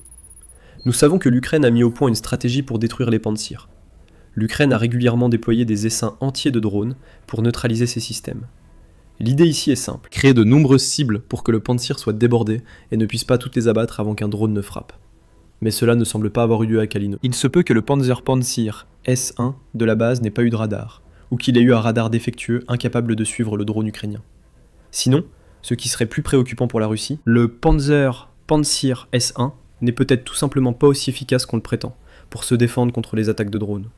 Il y a des indices que c'est effectivement le cas. En février, la Pravda a indiqué que les frappes ukrainiennes en 2025 avaient divisé par 2 le nombre de systèmes d'artillerie et de missiles sol-air Pantsir de la Russie. Cela représente 50% des stocks perdus en un an, montrant que le Pantsir S-1 n'est pas aussi efficace que la Russie le prétend. La destruction de ces systèmes avait un but stratégique, selon le SSU ukrainien. C'est pourquoi la destruction systématique des systèmes Pantsir a un objectif stratégique, pour percer la défense aérienne ennemie et créer des corridors pour frapper des cibles en profondeur. Ainsi, les forces ukrainiennes ciblent efficacement bases, entrepôts, aérodromes et autres installations d'occupants. L'information principale ici est que 50% des systèmes ont été détruits. Cela nous dit tout ce que nous devons savoir sur le Pantsir S1. Malgré le fait qu'il soit l'un des systèmes de défense aérienne à courte portée les plus avancés de la Russie, il n'est tout simplement pas assez performant pour arrêter les drones ukrainiens en constante évolution. Kalino vient de le prouver directement. Et la Russie vient de subir un coup humiliant, puisqu'un autre système de défense aérienne coûteux a été détruit par un drone qui a coûté une fraction du coût de fabrication. Les pertes de Pantsir de la Russie sont désormais si importantes qu'elle a été contrainte d'utiliser des systèmes hybrides combinant différents types de lanceurs terrestres pour les missiles. C'est le signe que non seulement la Russie perd des Pantsir S1, mais qu'elle n'est également pas en mesure de les remplacer. L'Ukraine continue juste de l'épuiser. Chaque Pantsir détruit affaiblit davantage la Russie. Où cela la place-t-il ? Dans la guerre, la perte d'un MiG-29 et d'un Pantsir S1 sur une base aérienne russe est gênante, mais ne met pas fin au conflit. Le plus inquiétant pour Poutine, c'est que cette frappe révèle l'insuffisance des défenses aériennes russes. Cela va bien au-delà du Pantsir et concerne chaque système que la Russie possède dans son arsenal. Thomas Widington, qui est chercheur en sciences militaires au Royal United Services Institute, expose le problème. Les défenses aériennes russes ne sont clairement pas adaptées à leur objectif. Elles ne peuvent pas détecter, suivre, ni contrer ce type d'attaque. Et à moins d'une refonte massive du système de défense aérienne russe, cela restera le cas, déclare Widington. En d'autres termes, les drones sont un problème que ces défenses ne peuvent pas gérer. Et ce problème ne va pas disparaître. Et si vous avez besoin d'une preuve de cela, nous vous donnons un chiffre, 174. C'est le nombre de systèmes de défense aérienne russes qui ont été détruits au cours des 5 premiers mois de 2026, coûtant à la Russie 5,4 milliards, a rapporté United 24 Media le 5 juin. En plus de ce problème de défense aérienne, la Russie a perdu un MiG-29, qui ne peut pas être remplacé. La Russie sait construire des avions de chasse, mais le MiG-29 n'est plus produit depuis longtemps. Si la Russie envoie un autre avion à Kalino, ce sera soit un modèle plus cher, trop précieux pour être perdu, soit un MiG-29 de ses stocks vieillissants. Aucune solution n'est idéale pour la Russie. Elle ne veut pas risquer des avions de chasse plus modernes pour simplement lancer des missiles et bombes planantes. Mais chaque cellule d'avion de l'époque soviétique qui est abattue réduit le stock d'appareils dont dispose la Russie pour cette tâche. En plus, un autre problème survient. Les drones ukrainiens progressent constamment, tandis que les défenses russes paraissent figées dans une époque précédant la guerre, dominée par les drones. Le 17 juillet, United 24 Media a signalé que les drones ukrainiens, des FPV en première ligne aux UAV de frappe en profondeur, ont dépassé le cap du million de frappes en 2026. À ce rythme, l'Ukraine pourra atteindre 2 millions de frappes de drones d'ici la fin de l'année. D'autant plus que ces armes représentent maintenant 90% des frappes ukrainiennes. La méthode efficace à Kalino semble fonctionner partout. Il est logique que l'Ukraine mise davantage sur cette stratégie au fil de l'année. Le Wall Street Journal indique que les soldats ukrainiens reçoivent maintenant des renseignements satellitaires en temps réel. Ils peuvent localiser des cibles et organiser des frappes bien plus vite qu'avant. C'est peut-être ce qui s'est passé à Kalino, où le renseignement satellitaire a pu indiquer à l'Ukraine qu'un MiG-29 était exposé. Et ils ont immédiatement envoyé les drones pour le détruire. Les opportunités se présentent plus vite que jamais, et l'Ukraine continue de montrer qu'elle peut réagir avec une force meurtrière. Une chose est certaine, la Russie a encore été humiliée en tentant de dissimuler un avion de chasse derrière l'un de ses meilleurs systèmes de défense aérienne. Mais les deux ont été détruits. L'embarras s'accumule. Au moins, ces cibles ont été détruites par des drones, ce que la Russie peut comprendre, même si cela lui déplaît. Mais ailleurs, l'Ukraine utilise des poteaux de clôture pour redessiner la ligne de front. Vous êtes perdu ? Regardez notre vidéo pour comprendre. Si elle vous a plu, abonnez-vous à l'émission Militaire où nous couvrons chaque frappe ukrainienne majeure contre la Russie. Merci de votre attention.